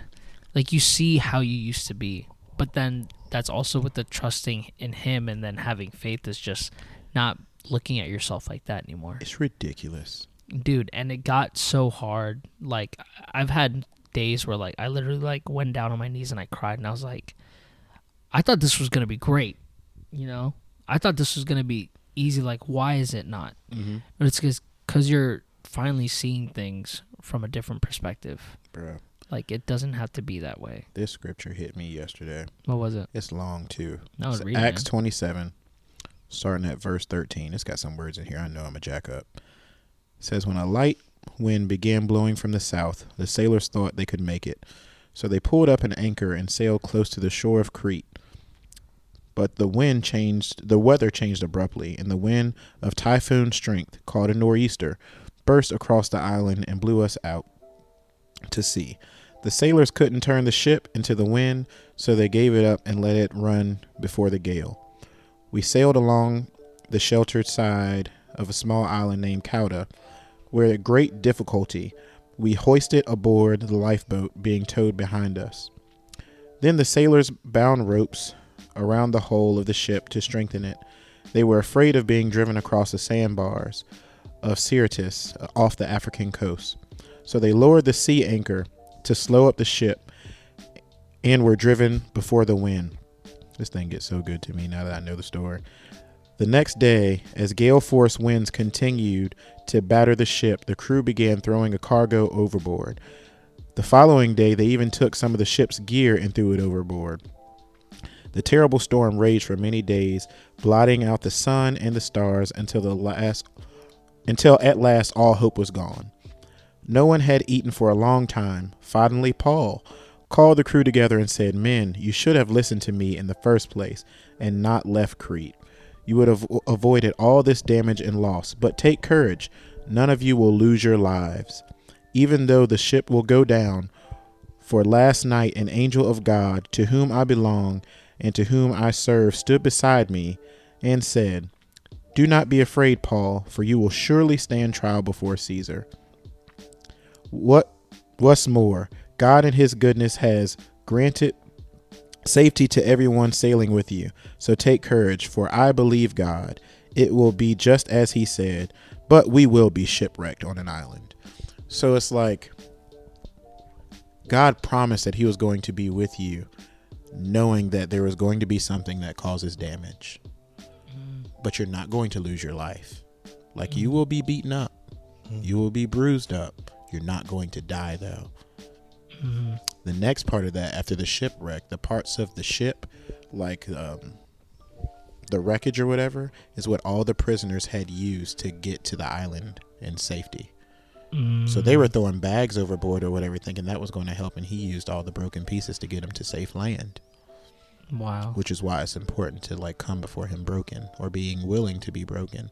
Like, a lot of times, like, we paint this perfect picture of what Christianity is, but he clearly said, and Paul clearly said, like, nah, this boat, like, this ship's about to break, bro. Yeah. Like, it is what it is, but be encouraged, because you're not going to lose your life in this. It's going to hurt you. You might be bruised up. You're still going to be bound up, but you're not going to die. Like, how freaking great is that? That is nice. That's so true. Nice, dude. That's true. Like, that's it. Like, you know, at the end of the day, God will continuously have you. And that's what I feel like. That's what I feel like just trips me out about this whole, like, journey with him, is that, like, regardless of what you may go through, and no matter what you did, like, he's always going to show you some way of love. He's always going to show you that unconditional love. And I feel like it's just like crazy to think about, because whenever I had my moments of like, is God really there? But that's only because like we never want to mistake it to the fact that maybe it's not him being there, it's just that you're not there. And when it comes to that point, you really have to like, I've been really talking about the whole like how deceitful our flesh can be and how our heart can be sometimes, because I'm starting to catch it a lot more lately. Yeah. Because it's like I tell myself, it's like when I tell myself to, like, maybe some days I'll be like, I'm not good enough. Like, oh, I really don't feel like doing this today. You know? And I feel like that catches a lot more people because they're not within their presence of God. You have to ask yourself when you have those thoughts, like, who said that? If it wasn't God, it's not true. Yeah. You know what I'm saying? Like, that's just as simple as you should look at it from now on. Like, when you get those thoughts, like, I'm not good enough, who said that? Yeah. I literally have that challenge all the time in my head. I'm like, oh God, nah, bro. They already heard what you said the first time. Like, I'm good. Dude, it was what is it? So while we're talking about this, right? So now, right? How old is Asher? 2. He's 2 years old. Okay. So how has following God been teaching you how you should raise your son? Well, at first let's get something out the way first. When your child is first born, parents tell the same lie. When I saw him, I just felt, bruh, no, I didn't. What I felt was responsibility. Like, this is my son whom I am responsible for. I am to give him everything I have, everything I gain, I have to give him. Like, my mission now is to make sure he gets through, even after I'm gone. So that's the first thing. And like, every decision after that, like, is about my responsibility of being a father to him, like providing for him. He doesn't even know how to ask for the things that he needs. I have to provide those things. Same thing with relationship with God. Yeah. I don't know how to act. Like, he can see everything, down the tunnel. It's like, bro, like, simple stuff like food. Somebody's like, hey man, I randomly got a cash app for $20 one day. Didn't realize I left my wallet at home. You know what I'm saying? Like, stuff like that. It's like, hey man, I just wanted to bless you with lunch. And I was like, I appreciate it. Then it was like, yo, you know what I'm saying? Like, God will put you on somebody's heart. Yeah. Stuff like that. So like, it's helped me in my fathering and understanding, like, I'm always to provide for him even if he can't do anything for me, and I'm always to love him even when he acts out of resentment towards me. Like, I have to be the type of father that, like, I'm made to love you. Like, I'm made, like, the Lord used me. He trusted me to care for you, so I take that seriously. So that, I mean, it's that simple. There was something that I read into to where it's like, just getting back into the topic of God and just talking about how, like, they use this imagery of, like, all right, just imagine if you had a son, right? And then you're really close to him, but then he turns his back on you.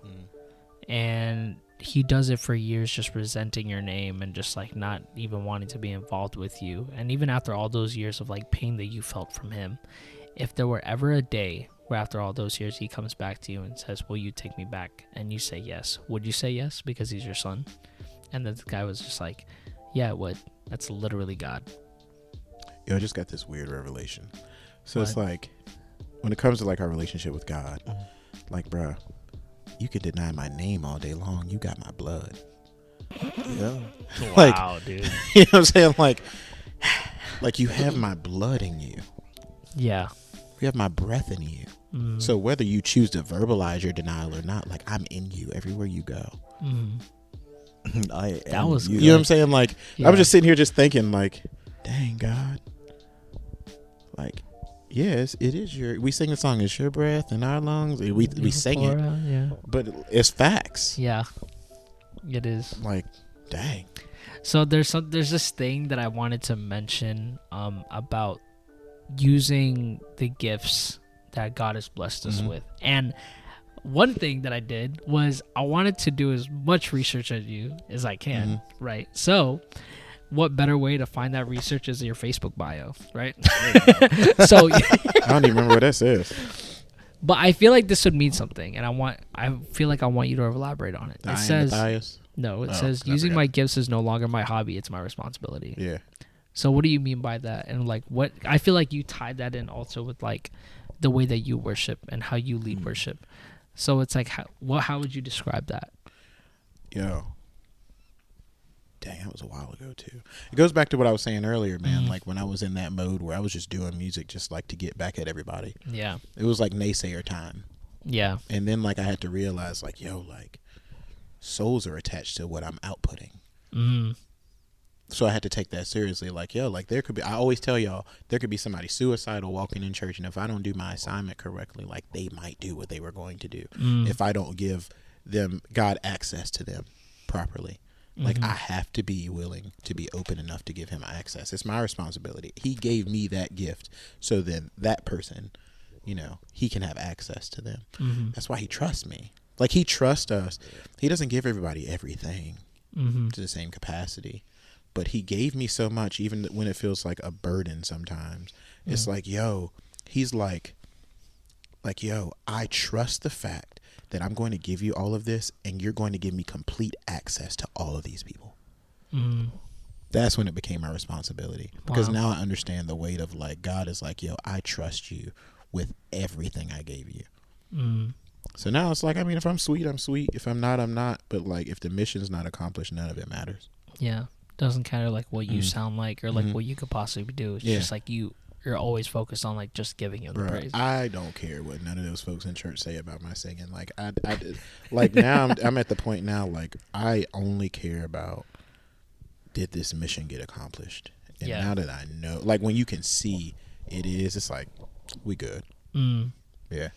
So when it came to how hard was it? Like whenever it came, like when you first started out at Harvest, right? It was like, how hard was it to try to like get us into your headspace of like wanting to learn? Bro, let me tell you something. I'll just set the record straight. It is hard to worship in a non-predominantly black church the same way. Like the get up is different.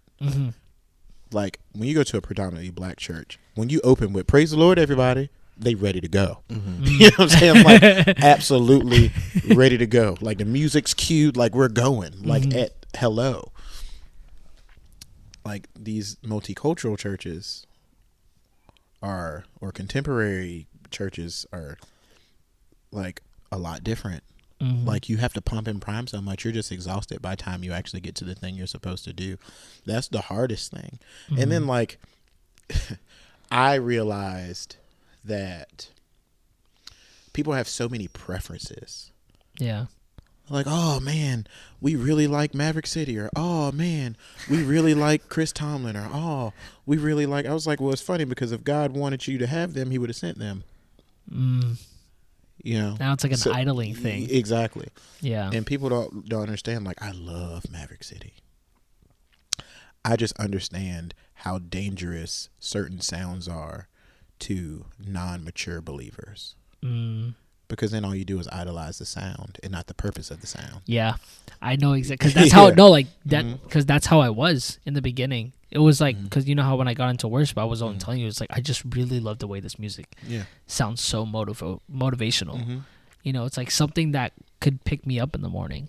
But until you dig deep into it, you really realize what you're doing is like you're giving him your praise and worship. Like that should be the only mission. It's not about looking to you, looking to anyone on the team or any of the songs that we're singing. It's your simple way of saying thank you for something that you cannot. There's nothing else that you can do to possibly repay what he did. Yeah. So when it comes to that mission, it's like it's tough, man. The hardest thing too is believing, like, because you're waiting for it to hit the fan. Like, I was just thinking I was gonna be Black Boyd the whole time.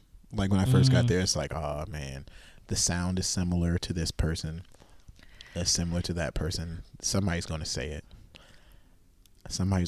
Like, you sound just like you should sing these types of songs. You know what I'm saying? Yeah. It's like, bro, like, is it because I'm black? You know what I'm saying? Yeah. So then, like, you breaking through those mental barriers, and then I don't know. With me, it was different because like me and Pastor Matt just clicked. Mm-hmm. He got my heart, I got his. So it was just like, he was like, yo, like, I'm gonna give you these keys. We gonna roll together. And that's why it works the way it works. Like, man, I ain't never had a pastor besides my spiritual father believe in me as much as this guy does. He does not dictate one thing we do for worship. People don't know that. I know worship leaders that like can't think. They're not allowed to think. Like, you know what I'm saying? Like, he's so encouraging about like, yo, be you, discover who that is. This is the first time, like, you know, because even in black churches, it's like we're so skilled that like people are just reliant on our skill. Yeah. Just make us cry, make us shout, make us jump a little bit, whatever. We're good at that. But now is the first time I really get to explore like all of my skill sets within my gift in a spiritual way. Yeah. And Matt doesn't do anything to block that. He just lets you have at it. Yeah. It's great that way. It's sweet. I thank him, man, because he's the only pastor I know that's like that. I know a lot of them, like, you will sing this, you will sing that, you will sing this for 3 straight Sundays. You know what I'm saying? Like, he's like, hey, man, go with God. I trust you. I remember whenever, it's because, I don't know, we're just going to keep, like, hopping up back on, like, the topic of worship, because it's, like, it's just this feeling that you get. So I'm going to ask you this. So how are you able to, because it's kind of like a little symphony kind of thing, right? And you're conducting how things work. So how can you find that balance from like being in the presence, but also trying to make sure everything is still on track with worship? There's no answer. You just got to be one with God. Like, honestly, you just got to be one with God. And like, very few of us have that. So I don't even know what that is.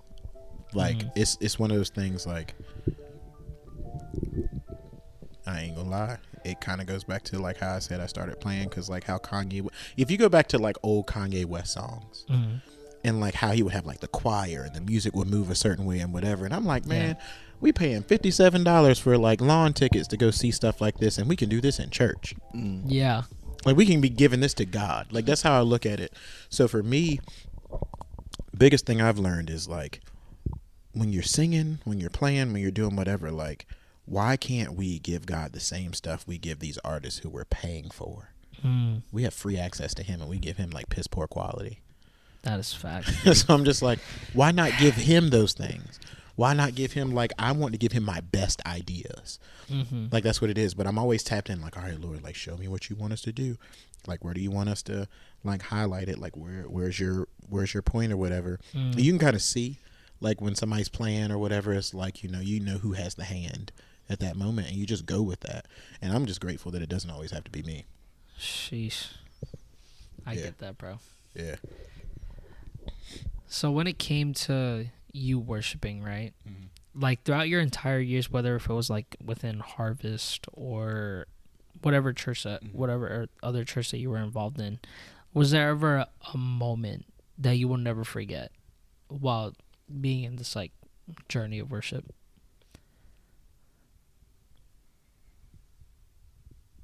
Dang, bro, I've been in the game for a minute. Cue the Jeopardy music. Like, for real. A moment I'll never forget.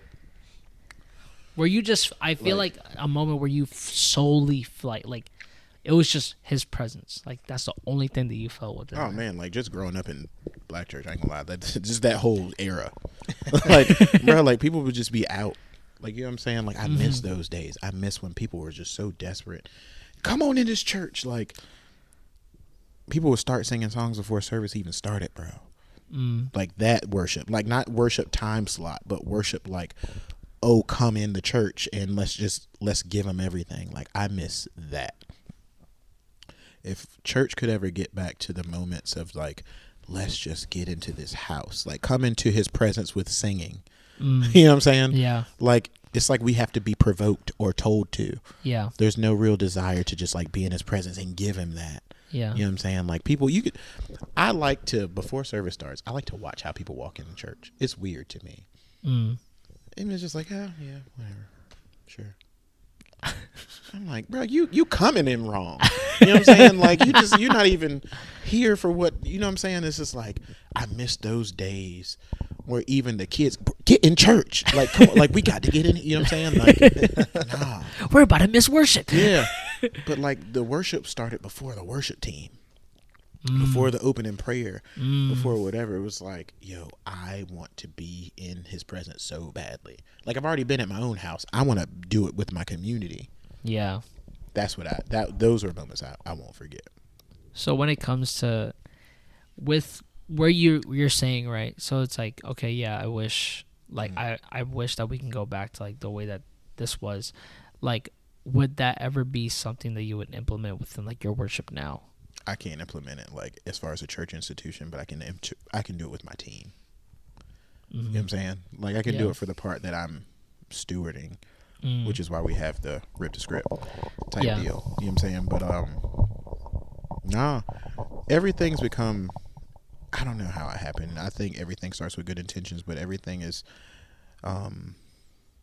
what's the word? Too legalistic. Too legalistic.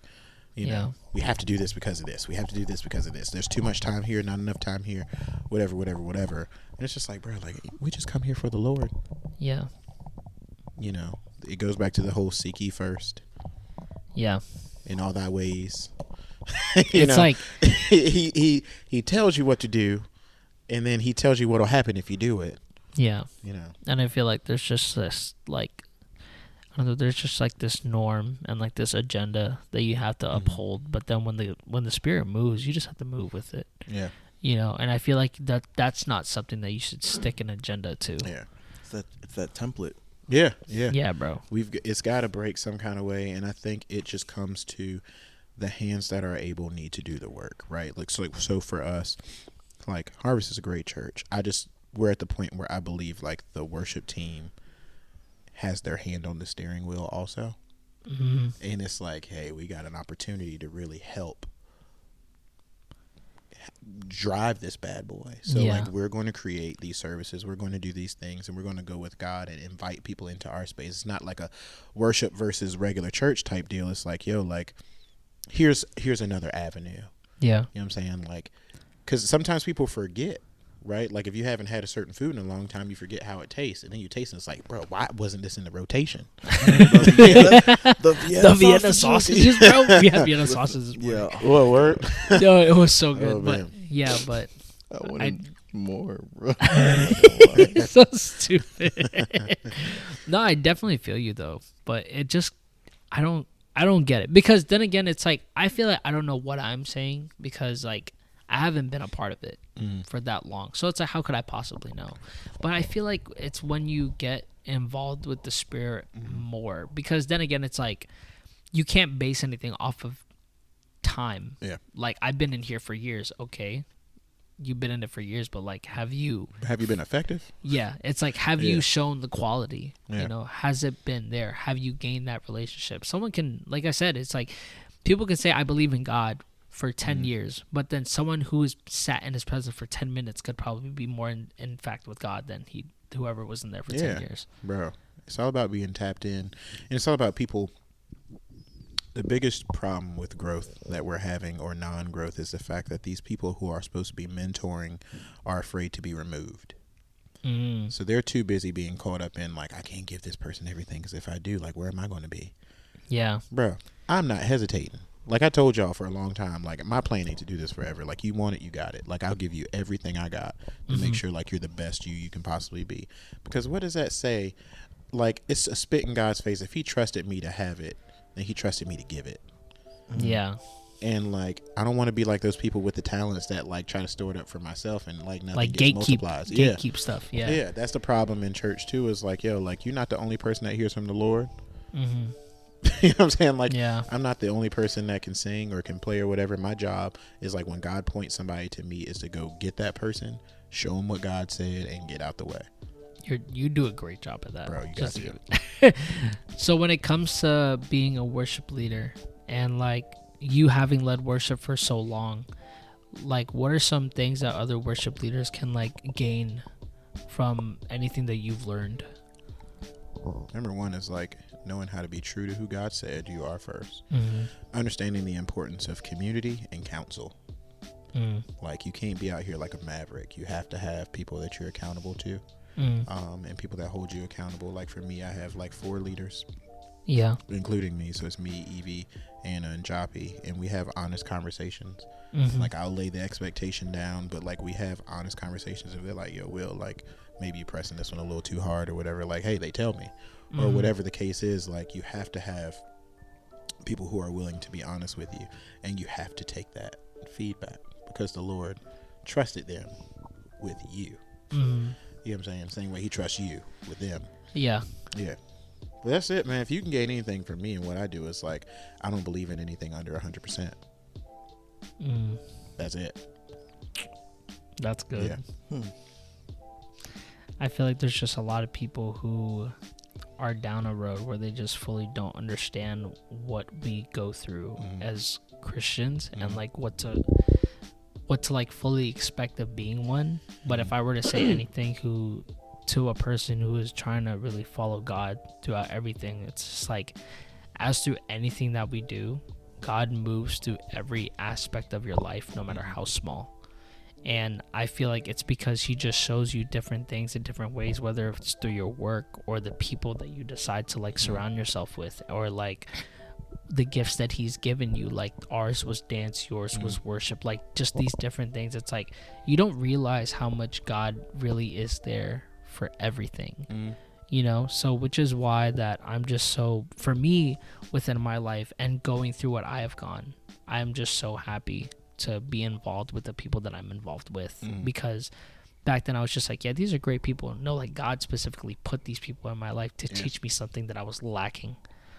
And so it was like, for a while, I just was not feeling like at my best at all. But it was the decision to surround myself with people like this. Is just every single one of you guys just showing me like a little bit of myself that you know that I am, but I can't necessarily see it. But you're telling me that God has promised this for me, and it's very hard to accept sometimes. But now that I'm in this phase of life where I'm really learning to just accept the things that I'm promised, I'm like, huh, you know, you're probably right. He always is. That's the hard thing. It's like realizing in every argument with the Lord, you're gonna be wrong. Yeah. It's like you just can't say anything to back towards that. But I mean, is there anything that you wanted to say?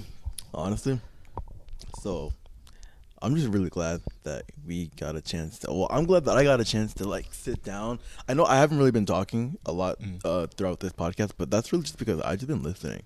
You know, like, you have a lot of wisdom, and I've been looking forward to sitting down and kind of getting to know you, and like kind of just like learn from you. Oh, So, bro, we about to be spending the whole year together, pretty much. Yeah. This so is it's great. like, Thanks, Carl. yeah, yeah, no, of I'm very happy that, you know, that we're all here talking about this, and thank you so much for coming through and just like, oh man, y'all are fam. Preaching, Just had to man. figure out Asher, man. Like, that was just, Lord have mercy, Bro, we are praying for him. Bro. Like, He's good. Like, he's fine. He's got a Spider-Man suit on. Like, he's chilling. It's me. It's like, man, like, I understand, like, being a parent, like, when you see your child go through something and you can't absolutely do anything about it, like, it's just like, whew. it's the hard part with And being he's only 2. a parent. You know what I'm saying? Like, I'll just leave you with this. Like, you know, you're getting married. You'll be a parent at some point. There's going to be times where you cannot protect your child, and what happens to them you only hear about. Yeah. That changes your whole perspective on everything. Yeah. When it actually happens. Yeah. You hear that something happened to your child. You weren't there to protect them. You weren't there to comfort them. You weren't there for anything. I met him at the emergency room. Yeah. Just how that messes with you. Because as you're going there, it's just telling you all these things. Yeah. No, Alyssa had him, but Yeah. I didn't see him. Yeah. And there's so many different relationships, but the father to son relationship is like, bro, that's sacred. Yeah. Like, so like, and I'll clear this up too. People always, you know, I have a father, didn't have a father, whatever. My father was very active in my life, but the one thing we missed is like, we didn't have like those intimate, like types of relationships. Once again, my dad's 70 now. I'm 35, so just imagine that generation. They weren't very expressive in love, right? So in the same token, I got the same thing a person would get that didn't have their dad in the home. He didn't know how to say I love you. He didn't get that from his parents. Yeah. You know what I'm saying? Like all these things, like we'll look at somebody else's life and we'll think like, oh, they had it better than me. They just didn't have a physical representation, but God gave you something. Yeah. You know what I'm saying? And like my parents like loved me so much growing up and cared, but it wasn't until that moment Asher got hurt that I realized like I've got to love him differently than I got love. I kiss that boy so much. Like, it's ridiculous. You know what I'm saying? I hug him so much, it's ridiculous. I verbalize so much, it's ridiculous. But it's like, we've got to be those people. Yeah. I mean, I don't see why you wouldn't want to kiss Asher so much. Dude, he's probably precious, like the cutest baby I've ever seen. Have you ever seen Will's son? No. Bro, he's like... He was at the engagement party. Oh, yeah, he was. He was just like, with Joppy the whole time, like running around the floor. Okay. Curly hair, just a little boy walking around the entire... He's a white version of me for sure. Like, trust me, you'll definitely see him. Blue eyes, white, just... Blue eyes, white dragon. Yeah. So before we end this episode, I actually wanted to spill some questions out to you. Just kind of like a lightning round kind of thing. You can take your time to answer them, but then it's like, it's whatever. I dig it. But I do remember them. So what's your favorite food? Pizza, bro. Like and that's a hard one because I don't even think it's pizza, but like, yeah. Certain type of pizza? Bro, I'm like the fifth Ninja Turtle, bro. I can eat that for flavor every day. Yeah. What is your favorite moment in life? Dang, that's tough. It came from food. It's not my marriage. I'm gonna tell you why. It's when it was Asher being born because we were already married. Like it was like that's when you truly feel like you have a family. Yeah. Like when it's two, yes, we're family technically. Yeah. You know what I'm saying? But like, yo. Yeah. Like, I can understand. You know what I'm saying? Yeah. Like, yo. Yeah. So good. I can't wait to have that moment, bro. Yo, you get a different pride when you walk into a restaurant like with your kid. Like it's not just us anymore. Because before, I mean, people they don't care about interracial couples, right? They be like, are these checks separate? You know what I'm saying? Like they just all the time. Are you? You know what I'm saying? Everywhere. Yo. But now with him, it's just like, oh, here you go. Yeah, it's like, give me the bill. Yeah. Wow, dude. That whole thing that he just did. The second your son is born. Stop. Yo, Yo. bro. Yeah. Dog, dude. Us. Yeah. We're like, Yeah. Are you a breakfast guy or a dinner guy? Bro, I'm breakfast all day. Breakfast all day. The crazy thing is I don't eat breakfast like that. Me neither. It's the craziest thing. But bro, I will not turn down crispy edge pancakes or like some bacon, bro. You know what I'm saying? Listen, I learned from Citrus that they make croissant French toast. Ever since then, hooked. Croissant French toast? Bro. Yeah. You point me Croissant, to all these places, bro. Go get some croissants from Food Line and make some French toast. You will never make it regular again. Unless you got sourdough bread. Yeah. I need Game changer, bro. Go get some. They sell them in a 4-pack at Food Line, bro. I'm gonna get them. I might go to Costco and go get me a. What is the one thing in your bag that you can't live without?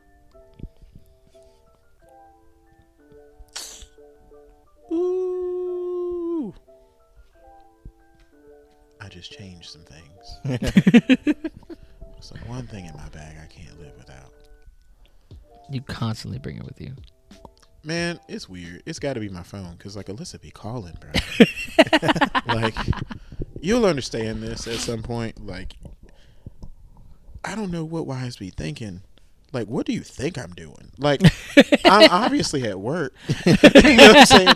But like the day I ever leave my phone somewhere, I feel like that would be it. Because like I don't even know what she would think in her head if like, you just you know didn't what I'm have saying? contact with her, bro. It's got to be my phone. Now my son, it would be his bear. Like that's his thing. Like he can't go anywhere without that little raggedy bear that he abuses every day. Oh yeah. If you could have lunch with a person, who would it be, either dead or alive? Kobe. True. Kobe. What do you think you would ask him? I don't think I would ask him anything. I would just say thanks. Like that dude probably the only I cried over his death more than I have a family member, because there was never a person like I esteemed everything based off of like his mentality, like how he was. So like people talk about like Mamba mentality now, but just like being able to see like somebody who's young, unproven or whatever, be so determined. I always say like quotes like rest in the end, not in the middle. Like stuff like that, or that was my wallpaper for the longest time, dude. Yeah, it's rest like in the end, not in the middle goes crazy. Yeah. You watch him like persevere time and time and time again, like always focused on like whatever the thing is. I think I would just say thanks, man, because like I don't know if I would have gotten through certain moments without like having that kind of greatness to look at. Yeah, but the questions, he laid everything out. Yeah. Bro would have like every time, like I feel like when I was watching an interview with Kobe, it was just like he dropped gems. Yeah, every single time he talked. His cadence and how he spoke, everything. It was like he was so wise so early, and he was a student. That's the one thing I got. Even like taking that into music is like I study everything. A lot of times, like people like where you get your style of play from, like.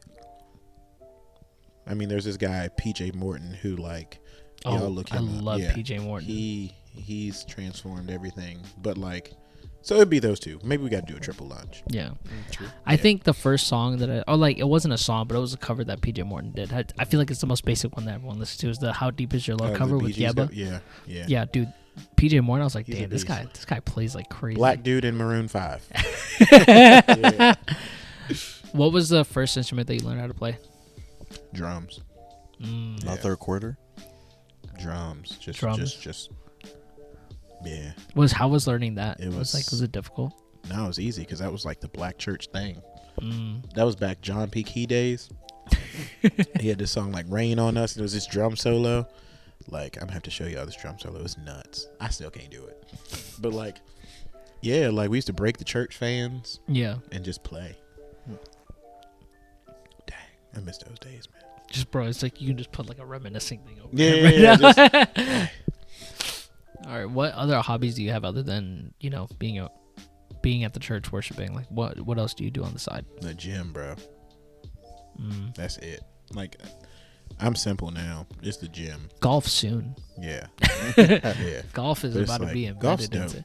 I watch too many like what's it, that scumbag whatever thing on like Instagram? Oh, golf scum. Yeah, it's that Asian dude. Yeah. Bro, I love watching that. But yeah, no, the gym's like church for me.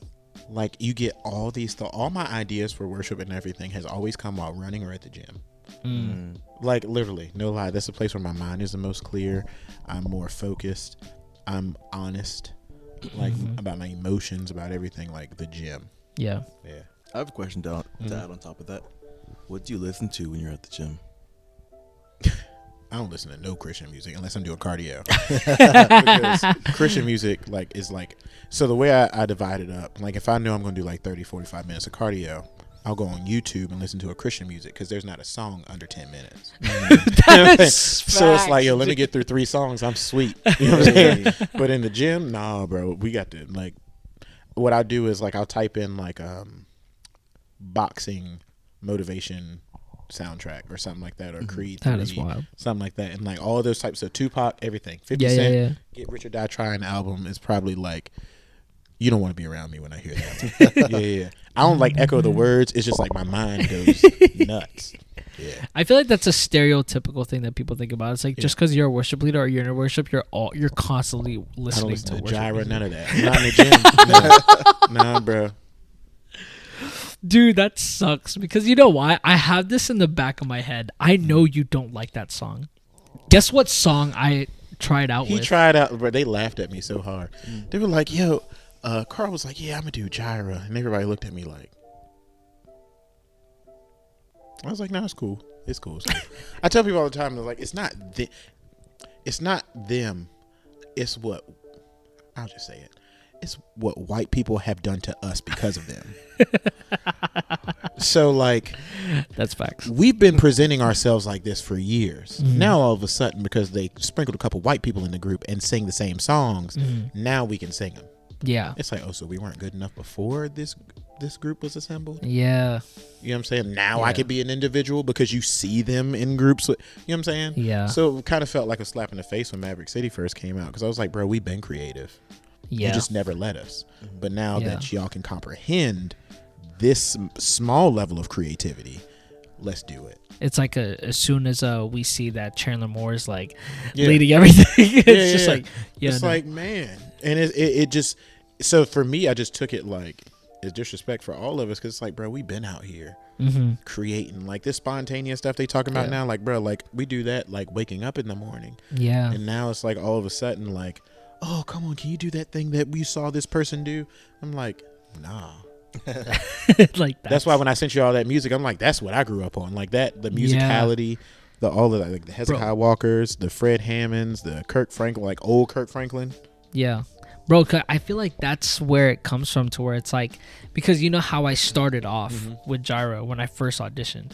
Now it's like I just have this wide range of music and all this. Like it even got to the point where it wasn't just like this like pop down worship. It was like gospel, and also getting into like, I've been listening to a whole lot of like indie Christian music. Yeah, bro, that's it. To where it's like, it's just like all, it just feels, and just an acoustic, and it just sounds so peaceful. It's like, for me, listening to these certain groups that they keep trying to put on us, is almost like folks saying "you people," like that same cringe thing.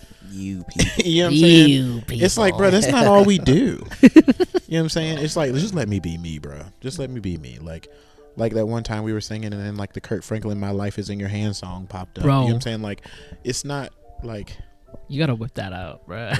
Dude, I don't think people understand the impact of that song, bro. Like, but yeah, it's like people are impacted by what they allow themselves to be versus like what God is trying to do, you know, in the service. And facts. That's where I keep pushing, is like, bro, you're not gonna sit here and tell me what God said to me.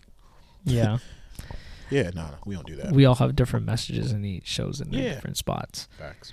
All right, I know that you're a big like sneakerhead and you love shoes. So what's your favorite shoe right now? My favorite shoe will always be the Air Max 97. And my number 2 will always be any Jordan 11. Any Jordan 11. Any of them. I love Jordans. The 11s are it. I used to have them in every variation, but I stopped at cherry red. That was when I didn't get any more. I was like, I'm good. So now I just got a pair of cool grays. I started giving shoes away recently. Yeah. What's your favorite colorway for the 97s? Favorite one is one I can't find. There was one that was like a black on black on black. Man, I can't find them. They always got like a white check or a red check. Or something like that. But they have them for women. So like if it was for women, like I would wear a 14. Like if I had to do it, you know what I'm saying? Because women is 2 sizes up. Yeah. And I'm like, come on, bro. Like, come on, Mr. Nike. Phil Knight. What are we doing out here? Do something, bro. Yeah. I feel like my favorite colorway from that has to be the silver bullet. Oh, the silver bullets are always a classic. Dude, it's like with the red check on them, bro. Yeah. It's like they're I'd be scared to wear them though. Yeah. I'm sure you have them. Because in wintertime, like I have this, well now I actually lost enough weight to wear it. Years ago, Ross had this clearance sale of this Nike bubble vest. It was gray, red, with the red check. And I was like, I'm going to get those silver bullets to wear with those. But in the wintertime, it's so messy here. So it's like, man. Yeah. They don't never bring the silver bullets out like when it's supposed to be out. They always bring them in inappropriate times. Oh, yeah. But, dude, they're just so clean, though. Absolutely. They're just way too clean. Yeah. If there is anything that you could relive back in your life, like, what would you want to, like, relive? Not necessarily change, but, like, you just want to watch it again.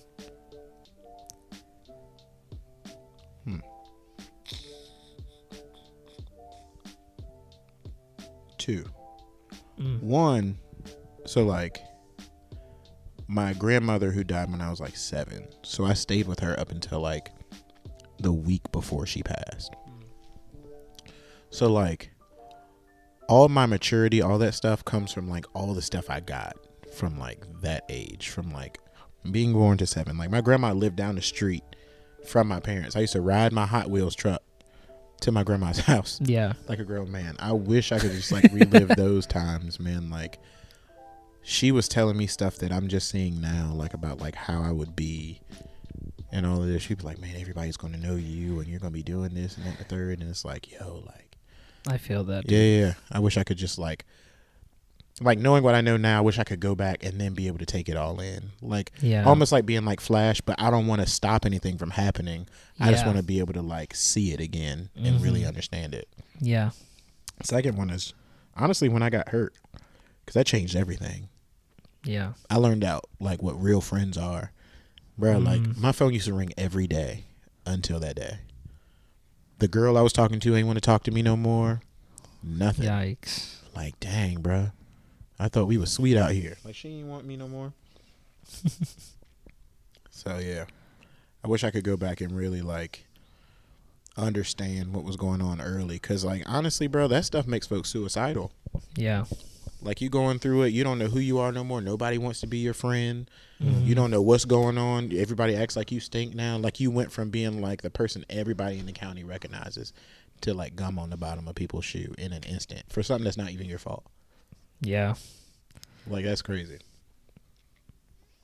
But no, great lessons, though, because, like, here I am. Yeah. And it's great, too. Yeah. So, if, like, I'm grateful. What are some of the tendencies that Asher's picking up? Everything. Everything, bro. He made me so mad. We were in Home Depot last week. And I kept telling him to do something, and he just kept doing it. And, like, I looked at him, he looked at me. And I try not to yell, so I was just like, whew. My man did it the same time I did. Like I'm tiring him out. And I was just like, I ain't even mad no more, bro. Like, but it made me so mad, like, bro, you just gonna do what I'm doing? Like he literally looked at me and was like, same time. What next? Yeah. I was like, dang. But he sits like me. He moves like me. He does his hands like I do. Everything. Yeah. Like, smart kid, dude. It's ridiculous. It's not appealing. Like, parents like, oh, your kid does. It's not cute. Like, bruh, like. Be your own person. You know what I'm saying? Like, now I'm losing my own identity looking at you. Trying to take my job. Yeah, exactly. Savage, bro. Well, I feel like this was such a great episode, dude. Like, man, I feel like well time. It's just, this is what I mean whenever I talk about us being like the podcast, where it's like I just don't want anything to feel like it's forced upon. It's just like actually having a conversation with you. It's well time, man. Yeah. And I'm more excited because I feel like I want to see you more on the podcast too. Oh yeah, man, I'm down the street. yeah. But honestly, I just want to say, like, from the bottom of my heart, like, I really appreciate you for everything that you do. And I feel like, I tell you this all the time, I feel like having you in my life, being blessed by God to have you in my life, is so, it's to just really help me strengthen my relationship and see what a real brotherhood looks like. And I'm just so blessed to even just like get to know you, man, because I feel like it's just, you'll learn this. It's unconditional out here in these streets, bro. You can't scare me off. Like once I understand like we're supposed to be in each other's lives, like that's it. Oh, true. Yeah. That's it. I bet. Like for real, like, dude. It's crazy, type man. of person you can be like, bro, I did. I'm like, all right. So what now? That's it. Like, there's too many people out here like judging and doing whatever. Like my job is to love. Like that's what he commanded us to do. That's what I'm going to do. That's what I'm going to need. And I'm so proud that you constantly live up to that. Like, it's like whenever I'm in my position of like worship, right?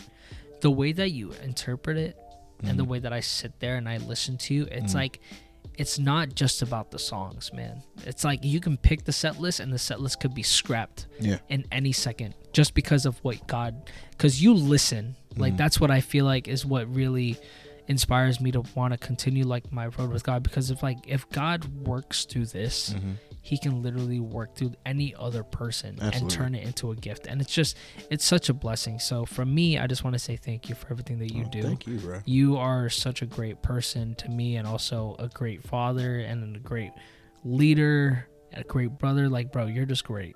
And I really appreciate having you on the podcast, bro. I appreciate you too, for my real, guy. Man. This is so exciting. Anything you want to say before we close off? This is dope. We gotta go golfing. Oh yeah, bro. I'm trash though. I ain't been swinging in a minute. It's okay, me too. Yeah. Is there? Good though. Oh yeah, no, bro. He ever sent me a video of him like doing his golf swing. Like he has power. Like he has a lot of power. It's just about the aiming part. Yeah. Do you have golf clubs? Oh yeah. Oh yeah, no. Then you're already ahead of me, bro. I even showed him like these Kobe what is it, like golf club covers. Yeah, He's about to get custom. Yeah. Is there anything that you want to say to like anybody watching this, or like anything that you want to say at all before we close off? No, man, just keep going with God. Keep going with God. God is the greatest. He'll never lead you in the wrong direction. And once you find out who you are in him, believe it and don't let nobody tell you otherwise. That's facts. Mic drop. Well, we hope you guys enjoyed the episode for today. Please, while you're watching this, or even after you're done watching the episode, please like, comment, and subscribe, whatever you guys want to do. And also, we're going to have Will's socials in the bottom so that you guys can also give him a follow as well, because he's such a great person. You should see everything that you should do. Point of toes. But yeah, thank you guys. Wait, just what is it? No. Recap back to the first parts of the. That is crazy. No, but yeah, we really thank you guys for watching the episode, and we hope you guys continue to watch our episodes soon, and we'll have more like this. Yeah. Yeah. But until then, we'll see you guys next time. We're gonna go eat. Please? There's still food out there. Please. Yeah. Let's go. Awesome. Cool. Oh wow. Yeah. We just ran out of store or whatever. Whatever. Bye. Bye guys.